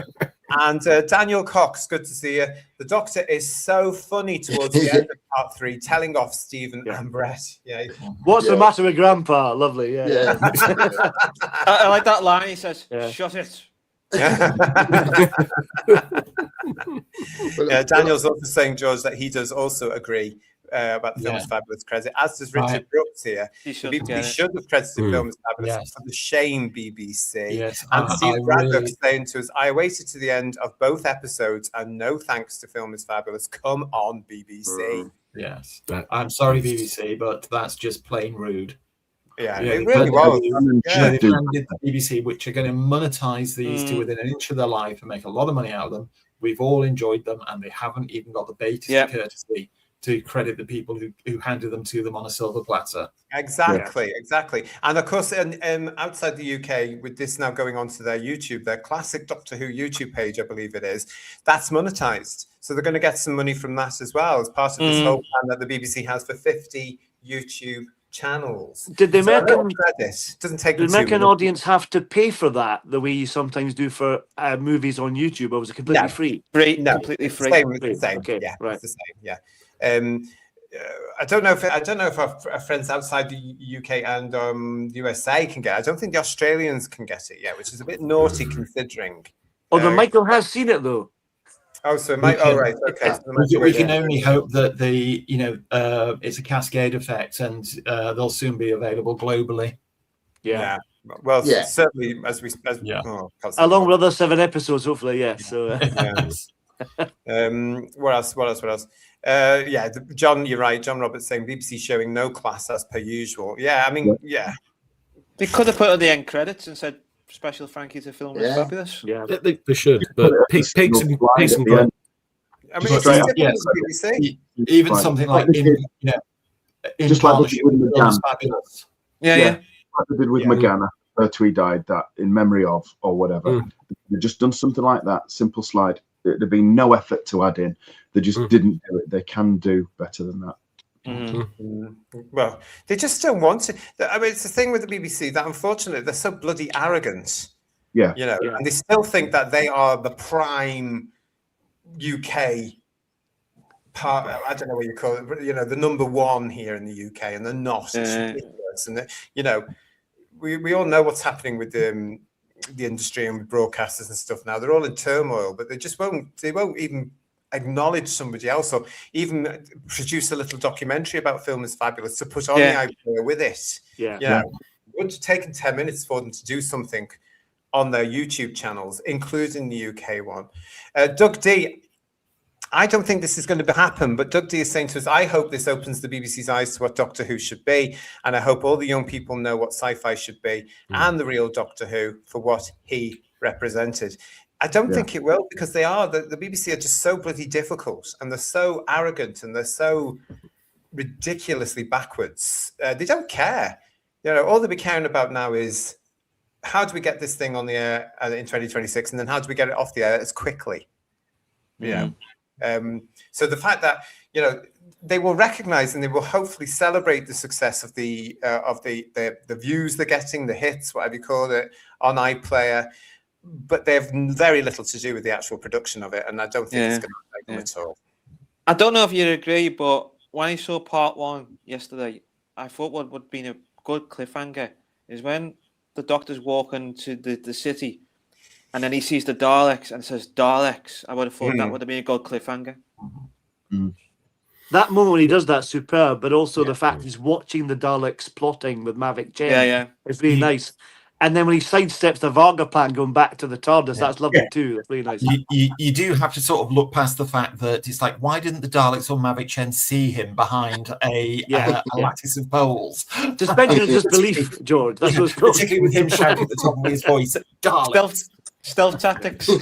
Well, I have to say, I mean, that shot of Hartnell delivering Daleks is just one of the defining moments. Iconic.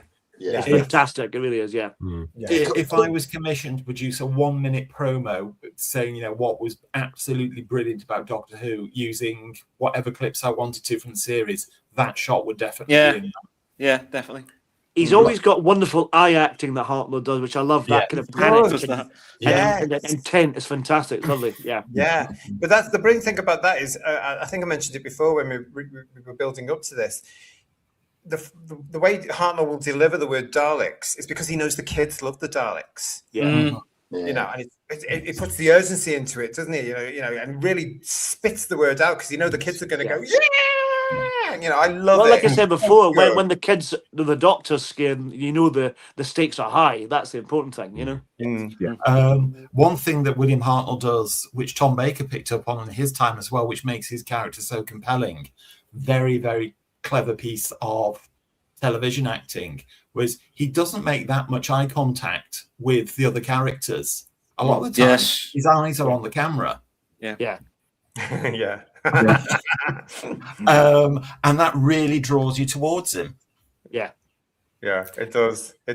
Sometimes I wonder, is there an idiot board just underneath? But no, I don't. Well, if it's good enough for Marlon Brando and Superman, it's good enough for William Hartnell. That's what I say. Wow, outrageous story. So, panel, says Paul Schlefter, do we think we have more Dalek Masterplan episodes to come? I hope so, and I've got my fingers crossed. Everything crossed. Never know what's around the corner.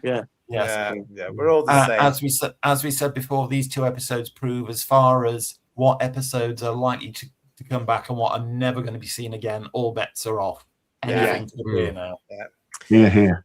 And stay with us. Make sure you subscribe. Make sure you're still subscribed, because, of course, whenever this happens again, we're going to be talking about it. Yes. Yeah. I'm getting excited already. Yeah. It's ridiculous.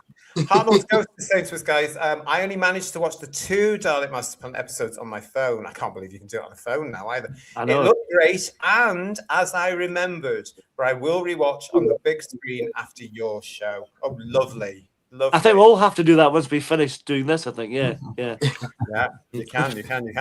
Well, I think I've got a bit obsessed, because I went out for a walk today with a wife, and we're walking down the high street, and there's a restaurant opened up, and in the corner of the restaurant main doors, there's a tree of balloons basically on either side of the door, and I thought it looked like a Varga plant. So it's like, how do you know it tell wasn't your a wife Varga? that? I don't know how that went down so well, but You if I mentioned did, it my wife before, could though. roll her eyes probably. Oh my god, yeah. You mentioned it before about that lovely move, and I just think it's gorgeous the way that Mr. Hartnell does move away from the Varga plant, because he's just remembered he's got to keep away. But the look he gives it as well is of complete disdain, isn't it? I love that. I just thought it was absolutely gorgeous. a restaurant in Twickenham. Yeah, absolutely marvelous. Really I think that scene was really good when he got the tape from Corey's body, dead corpse, and then Brett says, what's this? What have you found?" He says, before he pressed play, you go, "That was from Corey's body." He said, "Oh, I was trying to find him." And blah blah blah. Yeah. I love that. I do love that throwback to the Mission to the Unknown, though, and it's great for the audience that have been who have stayed with the Doctor every single week. It's fantastic for them, because you're getting the payoff for that one little episode 5 weeks before, and I love all this, the sort of, and the fact that you've got Brett here as well. And they're looking for him, and they're worried about it, and they've come into the middle of something else. And again, it's one of those wonderful things that Doctor Who does so well, that the Doctor just comes into this in the middle of the proceedings for the Daleks, and he's going to be a hindrance. They're not going to be happy about this now. Well, I love that. How did the Doctor know the skeleton was male? Yes, well, he's a Time Lord. Oh, he wasn't at that point. Yeah. He's not a doctor of medicine as well, is he? Let's be honest. Part-time for forensics scientist as well. Yeah. If the BBC had any sense, says Curious Case 1940, they would start treating Vintage Who and all of their back catalogue the way the new owners of Hammer have done in the last 18 months. The problem is they don't. Yeah. Simple as that. I mean, I've been saying for ages, Curious Case, for years, the iPlayer is their streaming service, and they should be opening it up to people out of the UK and charging a few quid a month for it. Kabam! Instant money coming in. Because in the UK, of course, we have to pay for it when you get a TV license. We're paying for that. But people, as we know, because some of our lovely Who viewers have told us, they can access the iPlayer from out with the UK, which you're not supposed to do. So charge them and let us do it properly. Yeah. No.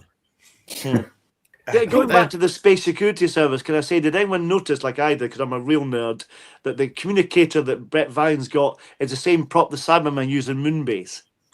Well, I'll get my coat. Okay, I also point out that Brian Cant's gun later became a cyber gun in the Invasion. Yes. Yeah. It's all cybertastic in this episode. Yes. Again, why not? If it's there, reuse it, save the money. Yeah. Good for them. Well, likewise, Zephon's got the same medallion thing that the War Chief has in the War Games as well. That's right. So, yeah. It's the same as the Dravin guns turned up in Genesis of the Daleks, didn't they? Yeah, that was lovely. Yeah. And also in episode 3, where they're repairing the ship, you see it at the corner of the screen, the circular thing with the light flashing on and off. That prop appeared in the Space Museum. It appeared in Spearhead from Space and several others. That was frequently used. Yeah, and I'm all for it. I'm all for it. I think they're saving money and help them out. Fantastic. It's great that they can reuse this stuff, and actually the sets are so convincingly put together. They're so effectively designed that it's only on constant rewatches, sort of like we're actually getting to spot that. I mean that's the joy, isn't it? Being to watch them again and again, and you get more and more out of it, as we have over the years with other episodes, which is really lovely to have that freshness again, which is really nice. Yeah. I think someone said in the chat earlier about imagine Sarah's end moments would be good to see, wouldn't it? It'd be nice to be able to see that, because having seen the grittiness of this particular story already, you know, it strikes me that it starts gritty, then Dennis Spooner comes along, a bit more light-hearted, jovial. Wow, that's Dennis Spooner for you, isn't it? Entertaining, though, nevertheless. You know, I'd like to see that. I'd love to see a cricket match, and I'd like to see also fun.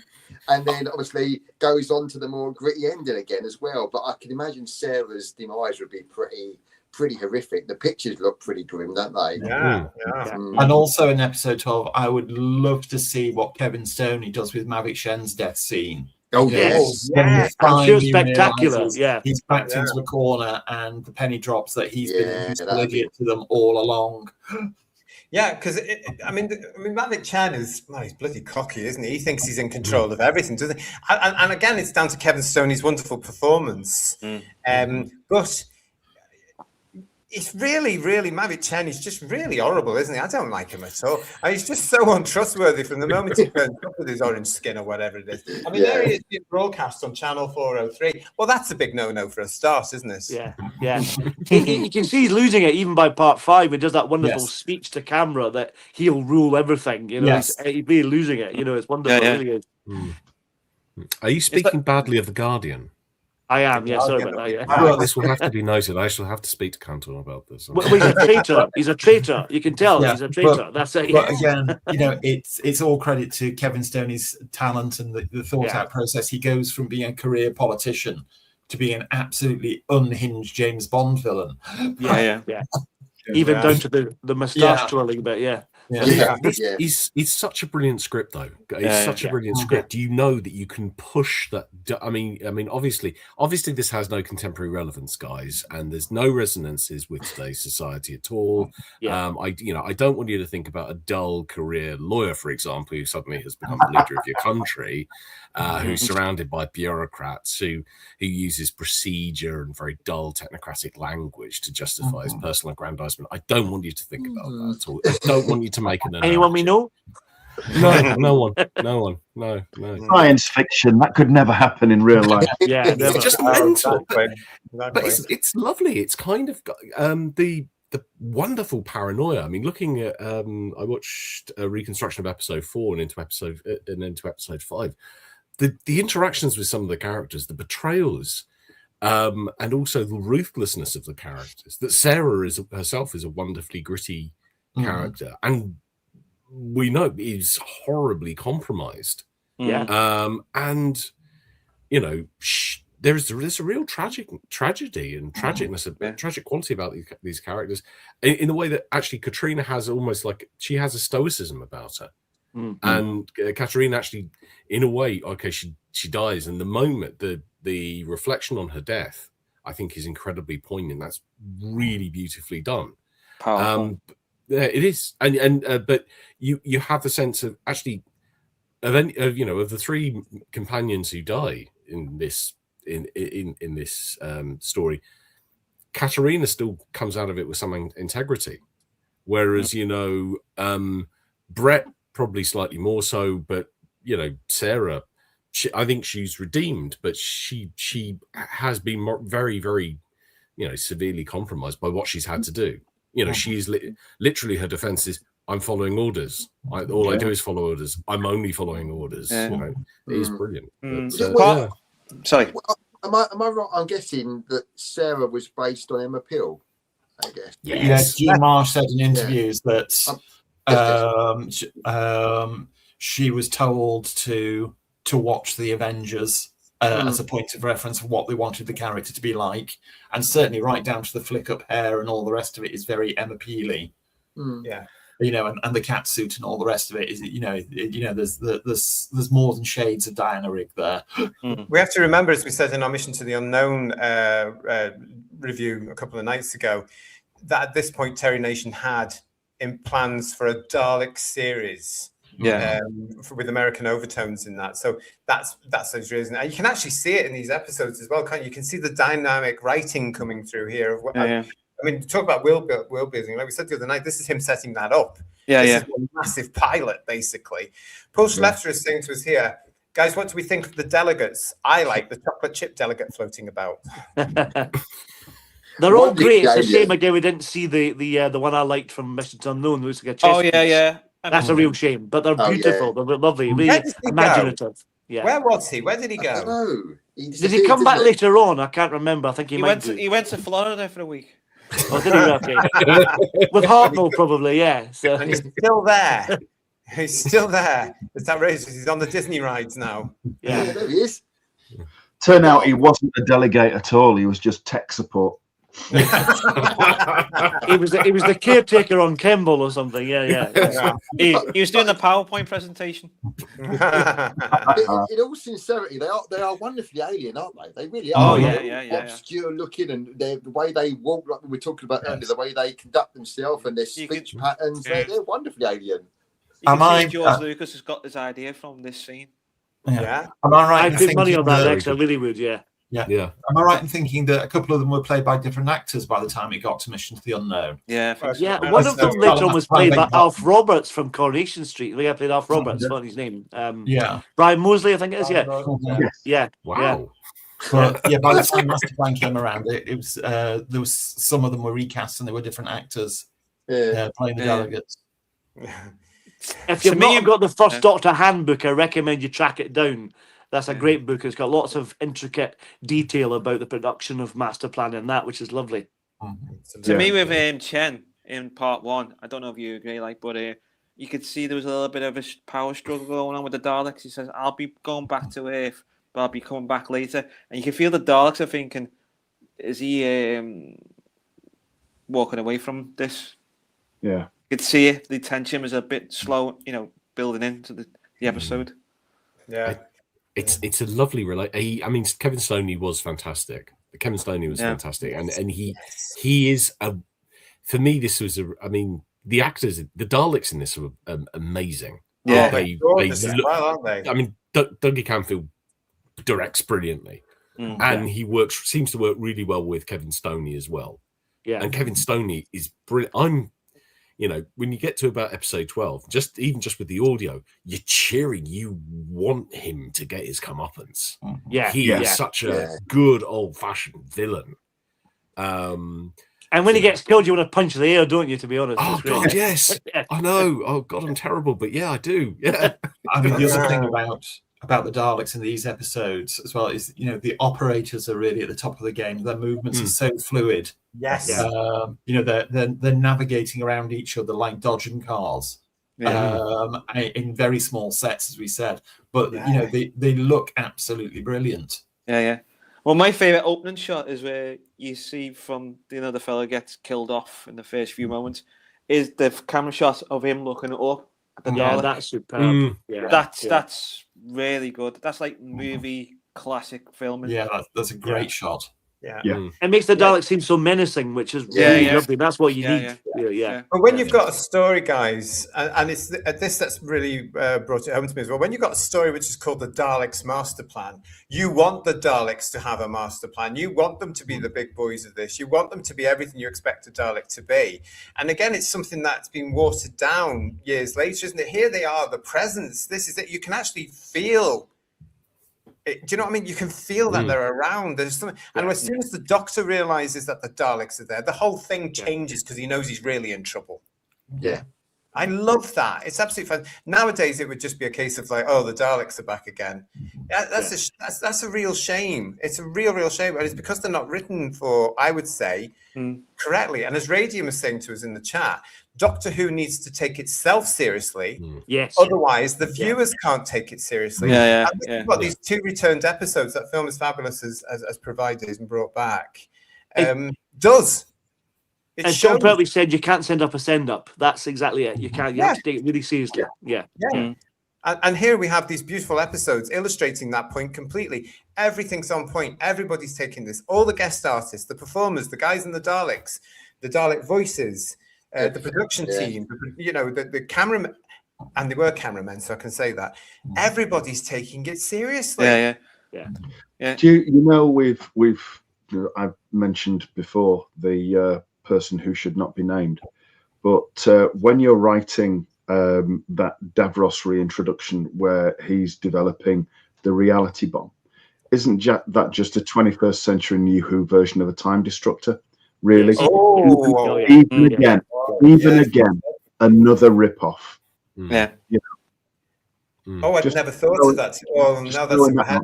Yeah. Very good. No, point. always felt like that to me, and I agree with you completely. That it feels like a complete rip-off. Definitely, yeah. How have I never seen that before? Yeah. Oh my goodness! You're right. You're absolutely right. Well, this episode's got a lot of spine-chilling things going on, and you don't know what's going to happen next. You're really glued into the episode.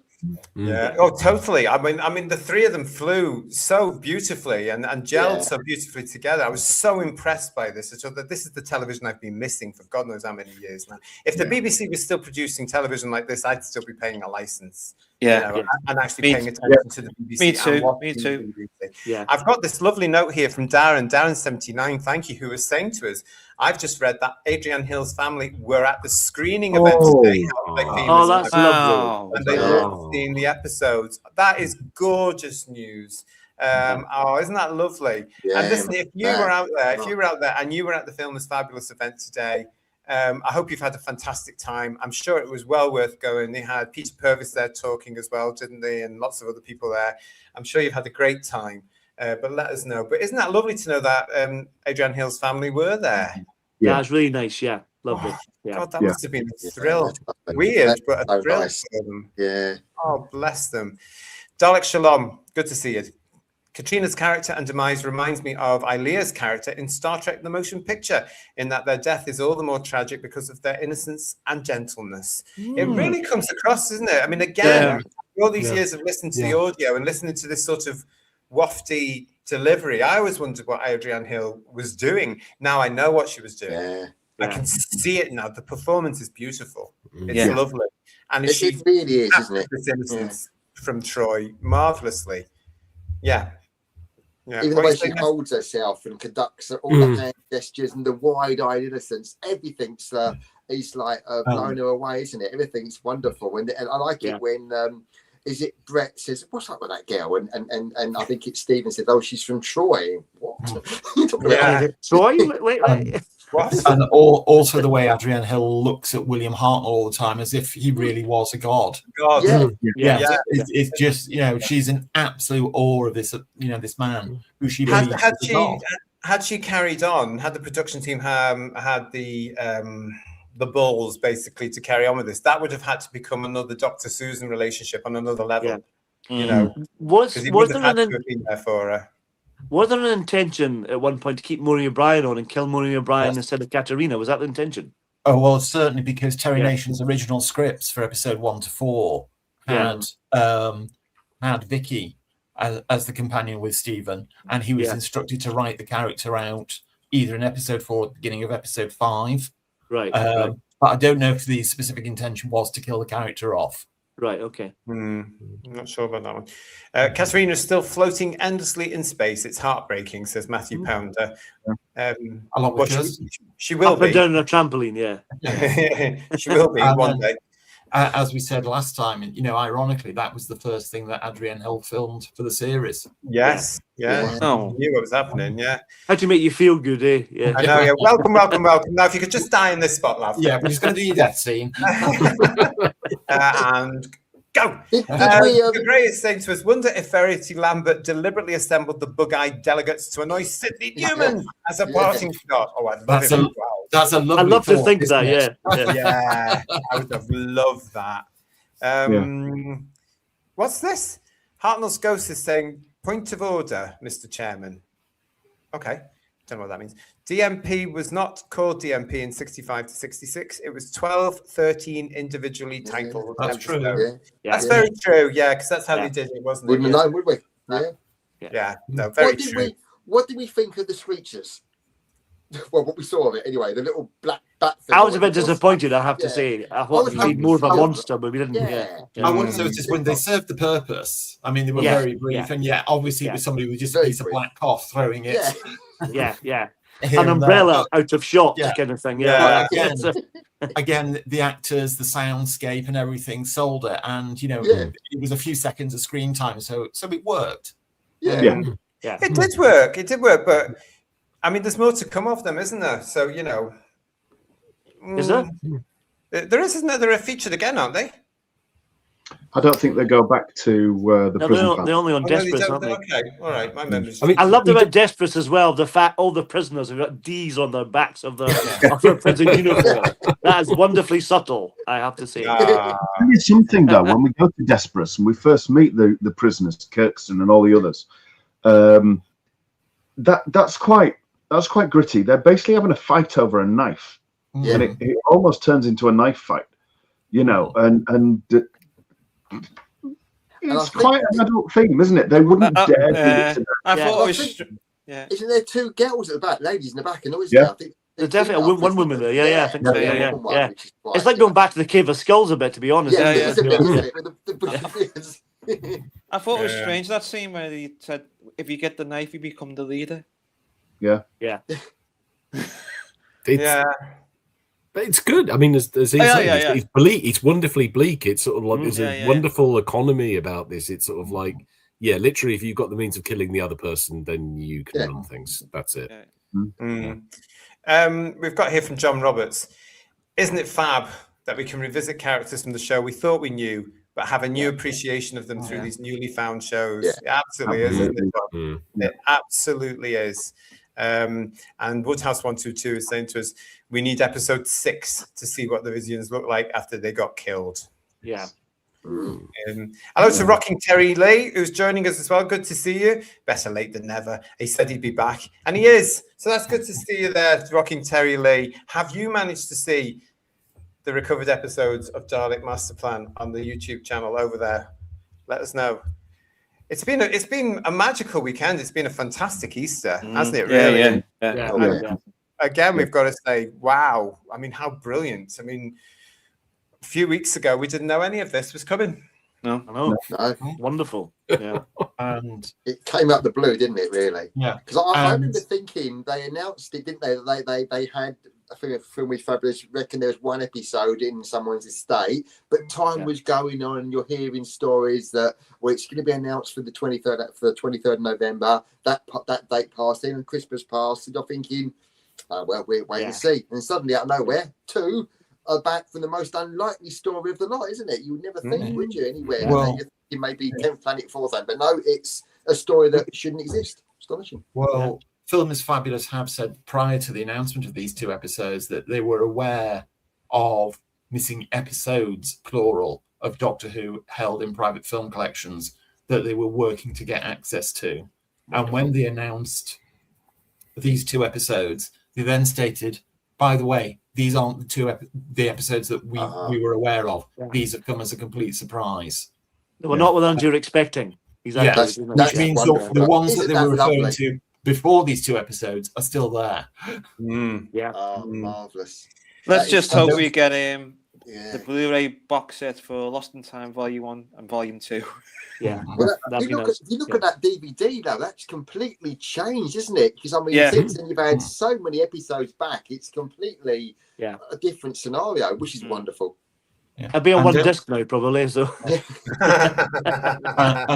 And don't forget, these 2 episodes were found with another 4 which already existed in the archives. So this collector had 6 film prints of 6 episodes. So other collectors out there could have similar amounts. Aren't we lucky out of the 6 there was 2 that we didn't have? All potentially could have been 6 we already had. And we have. I know there's been some sort of talk about these collectors, but we have to thank these collectors because they bloody well look after them. Without the film collectors, these episodes would not exist. Exactly. There's no ways about it. So thank you to them. Because at least we get them. However you acquired them, well done. Whatever you climbed into the skep, good on you. I mean, they probably would not have been aware that they were in all probability the only surviving prints of these episodes, and they had become the custodians of them. But what does that matter? I mean, Alexander Fleming discovered penicillin by accident. So that doesn't take anything away from it. No, not at all. The interesting thing is, I wonder how they acquired some of these things, why they went. If they saw on the label Daleks, would they have taken it because the Daleks are in it, or just random picks when they found them? You know, I don't know these collectors particularly, but people who get them from the BBC, if they're ex-employees, etc. How did they get them? Did they think, oh, I'll take that because I like the Daleks, I'll take that, or just random bits of film? You know. I mean, going back to what I was saying before, that we were just saying before in the chat, that stories didn't have overall titles in those days. Each episode had its own individual title, and not many of them had the word Dalek in them. Yeah, that's true. Yeah. But having said that, it's odd that out of the 6 episodes that this collector had, 5 of them were Dalek episodes. Yeah. So somebody liked the Daleks. Yeah. And as we know, some of them actually, some of the people that worked on the shows took them as well because they didn't want their work junked. Yeah, good for them. But back in the day, the BBC were disposing of tens of thousands of feet of film every single week. It was surplus to requirements, and people who worked on BBC film. I'm just hoping somebody really likes seaweed. I love that. I think that was a great character. Yeah, film editors and negative cutters and all the rest of it would have went, well, I'll take that home. Yeah, exactly. Yeah, why not if the BBC were throwing it out? Yeah. And if these cutting copies, if that's what they're called, are actually a new source of potential recoveries, that is so wonderful. It really is. If that is the case, You've got to bear in mind, I mean, Dalek Masterplan obviously never sold abroad, so shown here and that was it. So, like the pilot episode, as George has said before, has no right to still exist. But episodes of it do. 1, 2, 3, 5, 10 exist, and so far, if they do, then it's entirely possible / probable that the others do. And let's go out on them and say they do. We just have to find. I wouldn't rule out the Feast of Stephen. I wouldn't rule out Mission to the Unknown. Yeah. I remember that's the joy of being a fan, isn't it? It's the fact that I've always been inspired by missing episodes, and this is part of the love I have of Doctor Who, is this potential anticipation that we've had for this, which is lovely, and I'm enjoying it immensely. It's been wonderful. You can never say never because you're never going to know, are you? So you always wonder. And this has had this amazing effect, as I said when we announced the episodes being back in headlines a couple of weeks ago. It brought fandom back together on 2 occasions when the episodes were announced, and now they're out there as well, because we have seen all the different elements of fandom coming back to look at these episodes, and it's had a great effect. It's had an effect on all of us that's taken us back to recognizing what Doctor Who is and reminding us what Doctor Who is. It's also brought the new generations that may not necessarily have bothered with the original Who, the proper Who before, and it's given them an element where they have come out to say, why don't we get this sort of style and quality today? Well, I think it's like you said, JT, as well. I've had friends, people that are not interested in the program at all, who message me so happy that these have come back. And they've no interest in Doctor Who, but they know that I love it and they're sucking to me. It's been a really communal kind of thing that people are celebrating it. Oh, I know you love this program. Guess what? You're in for a treat. And it's like, wow, it's such a nice thing that people are taking an interest in humouring like my personal hobby sort of thing. And it's such a nice thing for, I'm sure, everybody else here as well. We've had, people with good luck and stuff about it all. Yeah, I mean, along those lines, Graham, I was speaking to one of my neighbours earlier today who said that they heard about the return of these episodes and watched them on iPlayer and said they were really, really good. Oh, that's nice. That's nice. I love that. I love that. Post after saying to us in the chat, guys, that these were episodes I never thought they would announce as being found. I was gobsmacked. It was the Dalek Plan.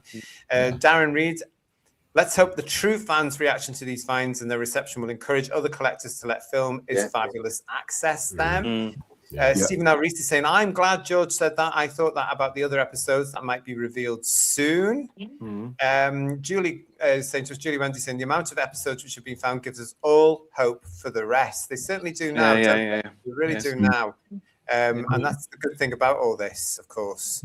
Even I've changed my mind, to be honest. I've not read much about it, but there was some negativity. Didn't Film is Fabulous get some abuse from lunatics? Yeah, we're not going to go into that tonight. Let's not dwell on that. No. We've dealt with that. We've dealt with that. I didn't read it on purpose. I thought, I'm not having that. Don't worry about that. No. We've dealt with that, and we've said to Film is Fabulous, send them to us. We'll deal with them. We've got Rocky Terry Lee saying to us here, I'm sure they'll find more Doctor Who. Funky is saying, private collectors, Mormon churches and car boot sales. The Daleks get everywhere. Surely the masters of Earth. Pete Anderson saying, let's hope there's a Cyberman fan out there. Yes. Steve O'Neill. Initially, Peter Purvis didn't like the story and was reportedly less than impressed with the story, declaring the big 12-parter was tosh, but clearly he's changed his mind. Well, why not? I mean, well, hindsight's a beautiful thing, isn't it? Let's be honest. Yeah. It is, and it would have brought back an awful lot of memories for him. I mean, Peter's in his 80s now. You know? So I reckon he's talking about Donald stuff there. Yeah, to see his younger stuff there must be fantastic. What else have we got here as well?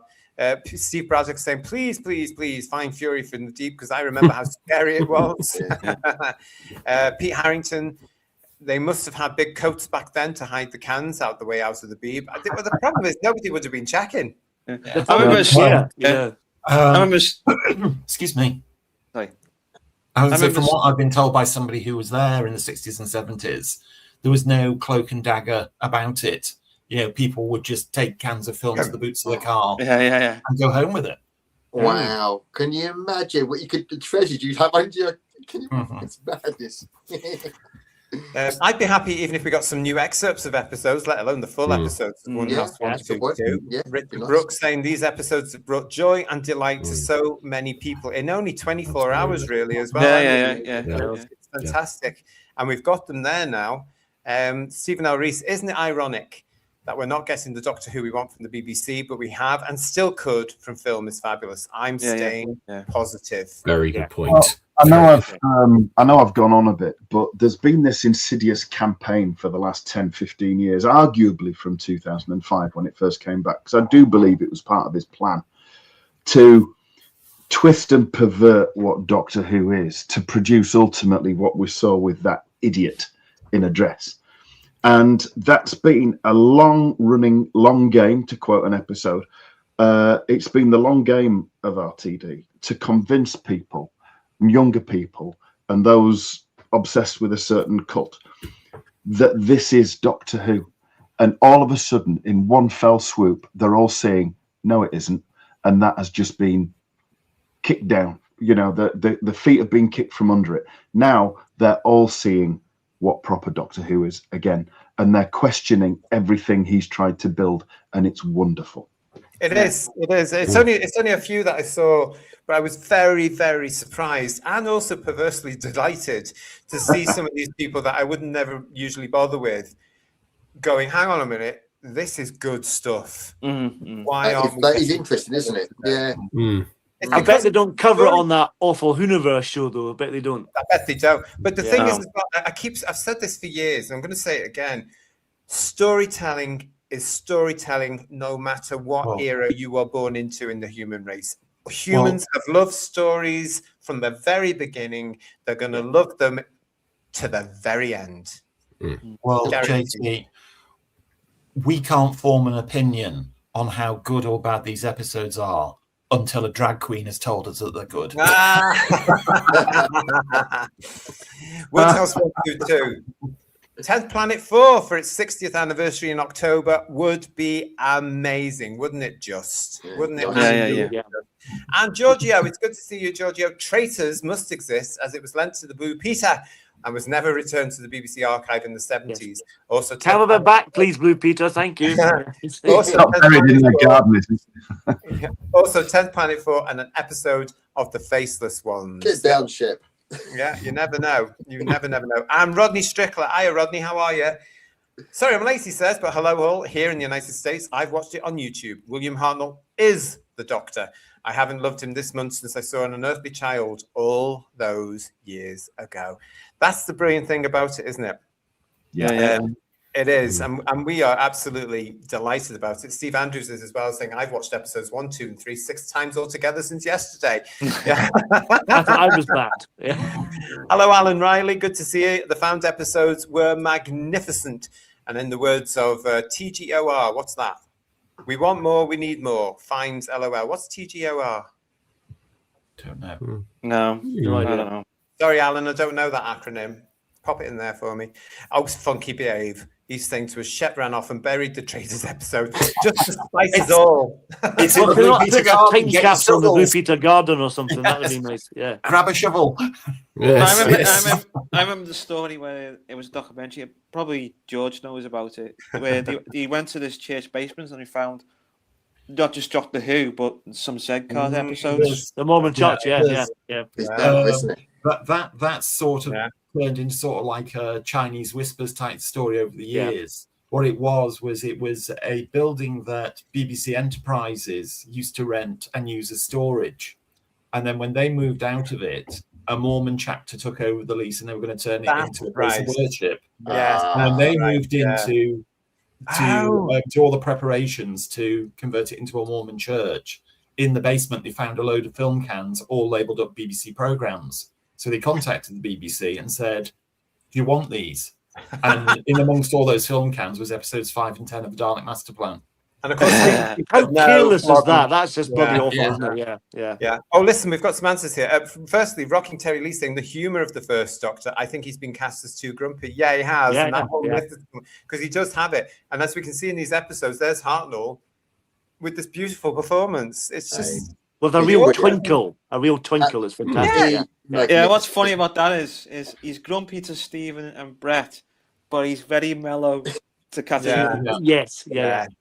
But the audio hasn't done him justice at all. No. You know, the performance is so much more, and I'm delighted that we get to see it having been brought up with the audio.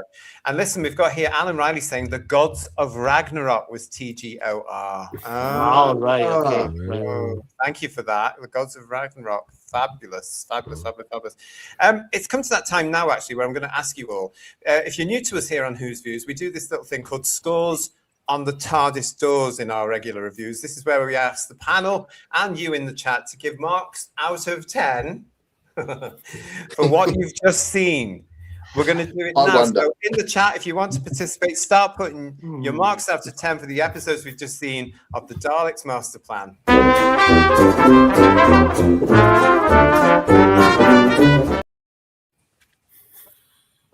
I have a very strange feeling about this one. So do I, yeah. Darren is saying that Hartnell twinkles when electrocuting the prisoners. They sparkle themselves, don't they? Yeah. Anna's laugh. Oh, and Gray is saying to us up here, there we go, because the chat is now moving so fastly, gentlemen. Gray is saying to us here, I have loved sharing the experience of the return of these episodes with Who's Views. Thank you. And thank you. Film is fabulous. And thank you, Gray. I'm glad that you've all been here for this. Oh, gosh, yeah. It's been brilliant, hasn't it? What an Easter we've had. And by the way, actually, to everybody, happy Easter tomorrow. I hope you're all going to have a lovely, lovely time. I know I am, because I want you to meet my Easter bunny. There he is. Say hello to the Easter bunny, everybody. Is he wearing glasses? He's wearing glasses. I'm just checking. Okay, is that common for Easter bunnies or not? Pretty sure. Say hello to him. Hello. Say goodbye to him because he's not going to be here this time tomorrow. I tell you. Bye. Good luck. Bye. Is that one of the delegates? Yes. Yeah, he's in episode 12, I think. Yeah. Right, I'm going to start with Third Doctor Ian and your mark on the scores on the TARDIS store out of 10, please. Right, well, Hartnell, the original, Hartnell first. The Daleks at the top of their power, the height of their game. Douglas Camfield, Nick Courtney. Yeah. It's a 10. It's a 10. I have a good feeling about this one, everybody. George! Yeah. Well, I agree with my learned friend, but just very quickly, whilst I've got the mic, yet again, just say thank you and a big shout out, not only to Film is Fabulous, but the huge debt of gratitude we have to Sue Malden as well Yes. If Sue hadn't made that decision all those years ago, the Doctor Who was the program that she was going to use to work out what sort of state the BBC archives were in.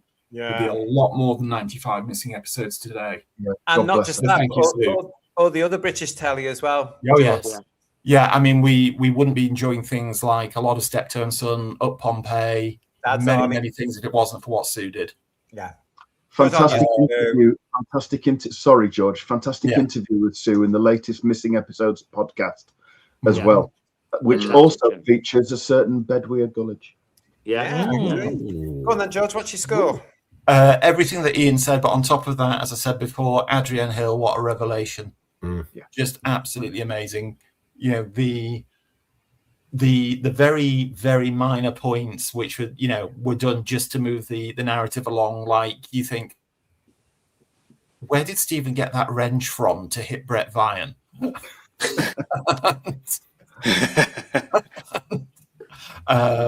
You know, they just pale into insignificance. I mean, they are not just two superb episodes of Doctor Who, they're two superb examples of television making at its very best. And anybody who scores this at anything less than 10 per episode really needs to give their head a wobble. Had to wobble. On that note, we'll go to Paul. What are you going to do? Well, I'm going to say we've come a long way since 1981 when we saw that horrendous archive holdings we saw, and it was horrendous to see what was missing. But we've got so much back. Again, thanks to Sue Molden, and also thanks to Film Was Fabulous, and fingers crossed for more recoveries, hopefully sometime soon. I adored this. I've never been more excited as a fan since the last time they found something, and it was wonderful. I thoroughly enjoyed it. I spent the entire time with a Cheshire grin smile on my face. I was so happy, a Cheshire Cat smile, so happy to see these. Some great moments. Hartnell's wonderful, Nick Courtney's wonderful, Peter Purvis, Kevin Stoney, Adrienne Hill. I adored it. For me, again, no surprise, 10 out of 10. Fantastic. Lex? Excellent, really great Doctor Who story. Twist and turns, 9 out of 10. What? 9 out of 10. Get your head wobbling. His head wobbling, yeah. Graham, what are you going to give this? Well, it's always going to be very, very hard to be objective about any missing episode. And I think I'd probably go very, very high no matter what the episode was. But I don't think there's one Doctor Who fan who watched those two yesterday and thought, nah, it's not as good as I thought it was going to be. I think it exceeded expectations on every level. Gripping, fantastic. And like everybody else has said, 10 out of 10 without a doubt on every angle. Everything about it. It's the most exciting, happiest, like Paul says, since Enemy of the World and Web of Fear. Yeah. And it didn't disappoint at all. It elevated it. So many parts were better than I thought they would have been. Katrina, Brett Vian, William Hartnell, perfect 10. And Digby. I can't add much, folks. So yeah, it's Hartnell at the top of his game, if not the top of his health. It's the Daleks at the height of Dalek Mania, and an excellent story, brilliant direction from Douglas Camfield. You know, wonderful performances from the cast. 10 from me. Yeah. Fabulous. There we go. I'm not going to say much more because it's all been said there. It's a 10. It has to be a 10. And how wonderful that these episodes that have been returned after all this time did unite Doctor Who fandom for the first time in God knows how many years. That was magical. Let's hope that something happens and we can retain the magic from these episodes and we can bring that back. Let's get into the chat. John Roberts is saying 20 out of 10. It's a no-brainer. Pete Harrington is saying, I'll go up to 11. Dalek Shalom, it was emotional. 10 out of 10. Woodhouse 122, obviously a 10 out of 10. Rodney Strickler saying to us, Hartnell has been widely brushed as the old grumpy one, but he is so much more, isn't he, just? Really magical performance. Julie Wendy is giving it 100 out of 10. Stephen L. Rees is saying, don't be silly. It's a 10 out of 10. Julie is saying 10 of bloody course. RD Models, nice to see you, Model Builds and Films. Hartnell at his best. This is 10 out of 10. Chris Graham, 10. Julianne Goodwin, 10, 10, 10, 10, 10, 10. Fabulous. What have we got here? Funky saying to us, seeing Hartnell's performance reminds me of seeing Troughton and Fraser in Tomb in 1992 when it was released then. Nothing could show that in audio or animation. Absolutely. It's a very similar experience, to be quite honest, isn't it? With various things coming back, very similar. Just to let you know as well, who views that Tomb of the Cybermen coming up here on the channel, our review of that in 2 weeks' time. Come and join us. Chris Kaz is saying 10 out of 10 times 2. Rodney Strickler is saying, love you, film is fabulous. FIF, that's for you there. Go on. Steve Andrews, 11 out of 10. Matt N. Spiel, both episodes were amazing, but I felt that the first had an edge, so 11 out of 10 and 10 out of 10. Oh, very good. What we got here as well, Paul Schlefter is saying, oh, without a doubt, 10 out of 10. Absolutely brilliant. And the PVFS joining us saying, a happy Passover to my Jewish friends. Well, we're very happy to pass that on for you. Absolutely. Happy Passover.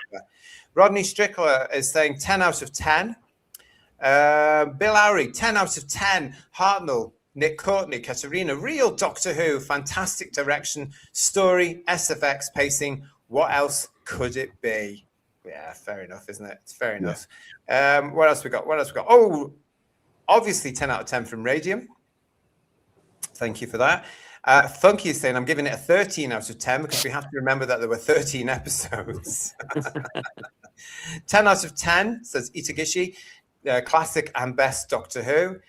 Darren 79, 10 out of 10 for both. I think I enjoyed Devil's Planet more, though, due to more interaction between the leads. Nice point. Yeah, fair enough. 20 out of 10 from Stephen Braddock. I knew they'd be good, but they far surpassed all my wildest expectations. Hartnell and the cast were on fire. Adrienne was a revelation, as was Nick, Peter, and Kevin, and the story was a Dalek epic. John Steed is saying to us, I've got a map to the Blue Peter Gardens to dig up the time capsule. Excellent. I wonder what it looks like now. It's all flats and apartments. I was wondering that a few months ago, actually. I was just thinking, I wonder what the Blue Peter Garden looks like now. I bet they dug up the Italian sunken garden and put something like a modern thing up, you know. I'm surprised I didn't find any episodes when they did that reinstalling the flats or whatever. Yeah. Because for those of you who don't know, if you're outside the UK, the old donut, as we used to call it, television centre, although there's a couple of working TV studios in there, it's now apartments. They remodeled the whole thing into flats, which is criminal. But anyway, a friend of mine went to look at one, actually, and it was so overpriced. He went, very nice, don't like the carpet, and walked out. Typical. Apparently 550,000 will get you a studio apartment. Yes. In what used to be Television Centre. What used to be Television Centre, yeah, because they're playing on the history for all these people that are, and the rent apparently is about £2,000 for a 1-bedroom a month. If they throw some missing episodes, I might consider it. God, yeah. Well, Darren Reed, back to this 2 out of 10. I've never been so bored in my life. I may have been lying. Naughty Darren. And Hartnell's Ghost is saying 10 for both episodes. And a big shout out to the late set and Dalek designer Raymond Cusick. Yes. Well said. Absolutely. Absolutely. Rocking Terry Lee is saying to us 10 out of 10. Dark, mysterious, cinematic, top acting, nostalgic, didn't look tacky, script, costumes, and William Hartnell. You're absolutely right. Glad you enjoyed it, young man. Marine Boy, 11 out of 10. Nice to see you, Marine Boy. And Woodhouse 122 is actually also saying, I'm enjoying Z Cars on TPTV, which a lot of episodes were recovered thanks to Sue Malden. Yeah. She's done a hell of a lot for the British television industry. Honest to God. Both episodes, great stuff. It's a 10 from Chen, says John Stees. Any more in the chat, please, everybody, for your marks on the score. Yes, Stephen O'Neill, 10 out of 10. Dark, gritty story and shows Hartnell in a consummate actor and a previously slated had a quality cast to support him. Yeah, you're right. Dalek Shalom is also saying it's groundbreaking science fiction. PTA is with us, but he says he's not seen them yet, unfortunately. You can go and watch them as soon as you can, my friend. Don't worry about them. You will love them. They're superb. They are fabulous. Those refound episodes have started a lot of healing, says John Roberts. Fingers crossed. Because reality is about to hit us in the next couple of weeks as well. Well, could it be that Doctor Who's future is its past? Yeah. Yes. Well, like it was once upon a time after 1989. I think you could be onto something there, George. Legion of James is saying 10 out of 10. Now we just need the rest of the missing parts to make it 100 out of 10. I Am Your Servant is saying to us 10 out of 10. Thank you very much. Gray is saying Hartnell is now promoted into my top 3 doctors list. Katarina, just wow. I loved it. 9 out of 10. Nah, 10 out of 10. Mythmakers next, please. Steve Andrews is saying 11 out of 10. And Gavin Graham, ICU, I give it a 10 for the opening scene alone. Just thinking of Peter Purvis in that cinema, seeing himself straight away. Such a warm feeling. Yeah, it's true, isn't it? 10 out of 10 from PBFS. Hartnell is a treasure. Always leaves you wanting more. That's where we're at now, isn't it? That's where we're at now. We want more now.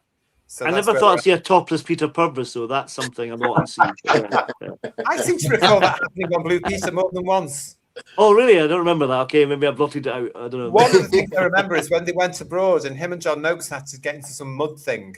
And their speedos, yeah, probably, yeah. Yeah, you know, they had to wrestle or something in the mud or something. I can't remember. It was children's television back in the 70s, everybody. And we grew up fine. Yeah. What else? This has truly been an amazing 24 hours, this Legion of James. Those 2 episodes were just outstanding. I felt truly privileged to be watching them. I think we all did. It was an absolute privilege to watch them. It really was.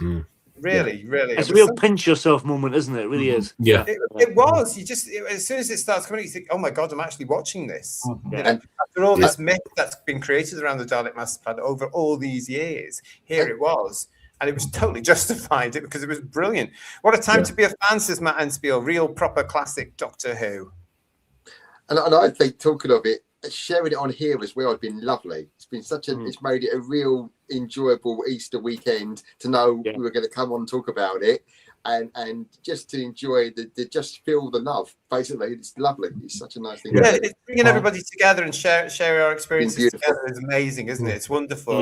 You know, it's what we would have done. Well, we did something similar in the Tomb of the Sidemen. It's just back down. We were in a pub doing it. But now we've got a lot more people to share it with, you know, and it's great, isn't it? Thanks to this wonderful platform. It's just wonderful. I'm so excited about it all. Matthew Pounder, 10 out of 10, Canfield Classic. Richard Brooks, my score is obviously 10 out of 10, first class. Good for you. Absolutely. I mean, yet again, John the Computer Doctor coming in as well, saying, look, 20 out of 10 for the boss, William Hartnell. Yet again, this brand new episodes of Doctor Who from back in the day, getting far more than anything the 21st century has produced. This is brilliant here on our show. 5 down, 7 to go. I was really pleased to see this, particularly because I wasn't expecting Masterplan at all, and this is probably my favourite season 3 story. I love this, so it's nice to get some more back. So as you alluded to, George, hopefully more to come. Fingers crossed that there's more to come. We're very hopeful here on Who's Views, as you will all know if you're a regular to us. If you're not regular to us, please subscribe and give us a thumbs up. This has been a fantastic experience. Again, as we keep saying, thank you, Film is Fabulous. Thank you to Restore. Without you, ... Absolutely amazing. And we are very, very grateful. We've had a fantastic weekend, haven't we, guys? It's just been brilliant. It's been brilliant. Amazing. It's been great to talk about the show in a positive way. And as George, you brilliantly said, maybe now actually our future is our past, but not in a bad way. But it's going to sound pompous because I can't help but sound pompous. But we're going back. We're having our own Renaissance moment here. We're actually going back to our heritage and finding out what was good in it. And you know, maybe this is and JT, what you were saying about these youngsters. Who are actually having a positive experience about it, I think is amazing. I actually got stopped. I had a weird experience. I was out for a drink last night. I got stopped by the barmaid who was French. I was wearing a Dalek t-shirt. I got stopped by the barmaid who was French, and she went into a rant about how shit Doctor Who had become. Oh, good for her. Did you get to subscribe? I mentioned the channel. I mentioned the channel 3 or 4 times. Good man. Good man. But I was pinching myself, sort of like, this is an attractive young French woman talking to me about Doctor Who. I just, I had to go back to my missus and ask if I had a stroke, if I died. That's weird as well, because Doctor Who never really did anything in France because they're they're French. So they never really caught on. You know what I mean? It didn't catch on in France, did it really? But it's so weird. She said no, she's gone back. She got pissed. They cast Whittaker. She got pissed. She got into it with the Matt Smith era. So I think there's a lot of youngsters who got into this with Tennant, Smith, whatever, Eccleston maybe. They cast Whittaker. She said no, that's it. She went back and she's gone back and she's looking at Baker and Pertwee. And obviously, I told her about this as well. Fabulous. Yeah. Well, this is actually what ties in beautifully with this from Rocky and Terry Lee. I'm in the mood to go back and revisit William Hartnell now. I've seen all sides of the first Doctor. His character was so complex, angry, bossy, humorous, brave, intelligent, inquisitive, caring. That's what we want, isn't it? If these two episodes brought back, I've brought it to a new generation that have been clouded by some really weak crap, quite frankly. And then we're going to go back and look at some proper sci-fi family TV British drama. They're going to love it. They're going to absolutely love it. If they can see it in Hartnell, let's hope Rocky Terry Lee, that more like yourself, are going to go back and discover it all over again. Because that'd be brilliant. If he gets a reappraisal, that's wonderful. He doesn't need one, but it'd be wonderful if he does. Yeah. Well, Rocket, if you want to see William Hartnell absolutely at the top of his game and being his most doctory, watch The Time Meddler. Yes. Oh, I love The Time Meddler. Yeah. Great story, The Time Meddler. It was a revelation to see more of the original Doctor, says Richard Brooks. All of the others are variations on this original theme. Bill would be so proud to see us all enjoying his seminal performance. Yeah, I'd like to think so. And Stephen L. Reed saying, well said, Digby. I'm glad we're looking back. Let's face it, we can't look forward. We can, but it's going to be totally different. And don't forget, here on Whose Views, we're going to be keeping us all entertained, I hope, together. That's including you guys in the chat. We will keep ourselves entertained by this. If you were at the event today and you're watching this on the phone or something like this, I hope you've had a fantastic time at the Film is Fabulous event. It has been a wonderful weekend. It's been a joy, and it's one that Doctor Who fandom won't forget. Because like we've illustrated before, we remember where we were when the Tomb of the Cybermen was found all those years ago in 92. We're also going to remember now where we were when the Dalek's Masterplan came home. What a show. To Third Doctor, Ian, to George and Paul, thank you very much. To Lex, to Graham and Digby, thank you for joining us. It's been great to your views on this as well. Thank you. Great to see you. Thank you so much. To everybody in the chat, absolutely fantastic. Thank you for being with us. What a joy it's been. We'll be back here on Whose Views tomorrow for Easter Day with your Easter headlines, your big show, live at 8 o'clock. So come and join us for some more talk about Who. And I'm sure the Dalek's Masterplan is going to crop up again in that tomorrow. What a night. If you're off now to watch the Dalek's Masterplan again for the umpteenth time, enjoy everything. That'll be me next, I promise. The OG Doctor is back. Exactly. Yes. William Hartnell is the Doctor. We'll see you tomorrow. Don't forget, in a couple of weeks' time, Tomb of the Cybermen here on Whose Views. All right. From all of us to all of you, thanks for joining us. Don't forget to subscribe. Make sure you still subscribe. Give us a thumb up. Give us a hype. Do the sharing. You know what you've got to do. But we'll see you again tomorrow. Ta-ra, everybody. Good night. Take care. Good night. Bye-bye.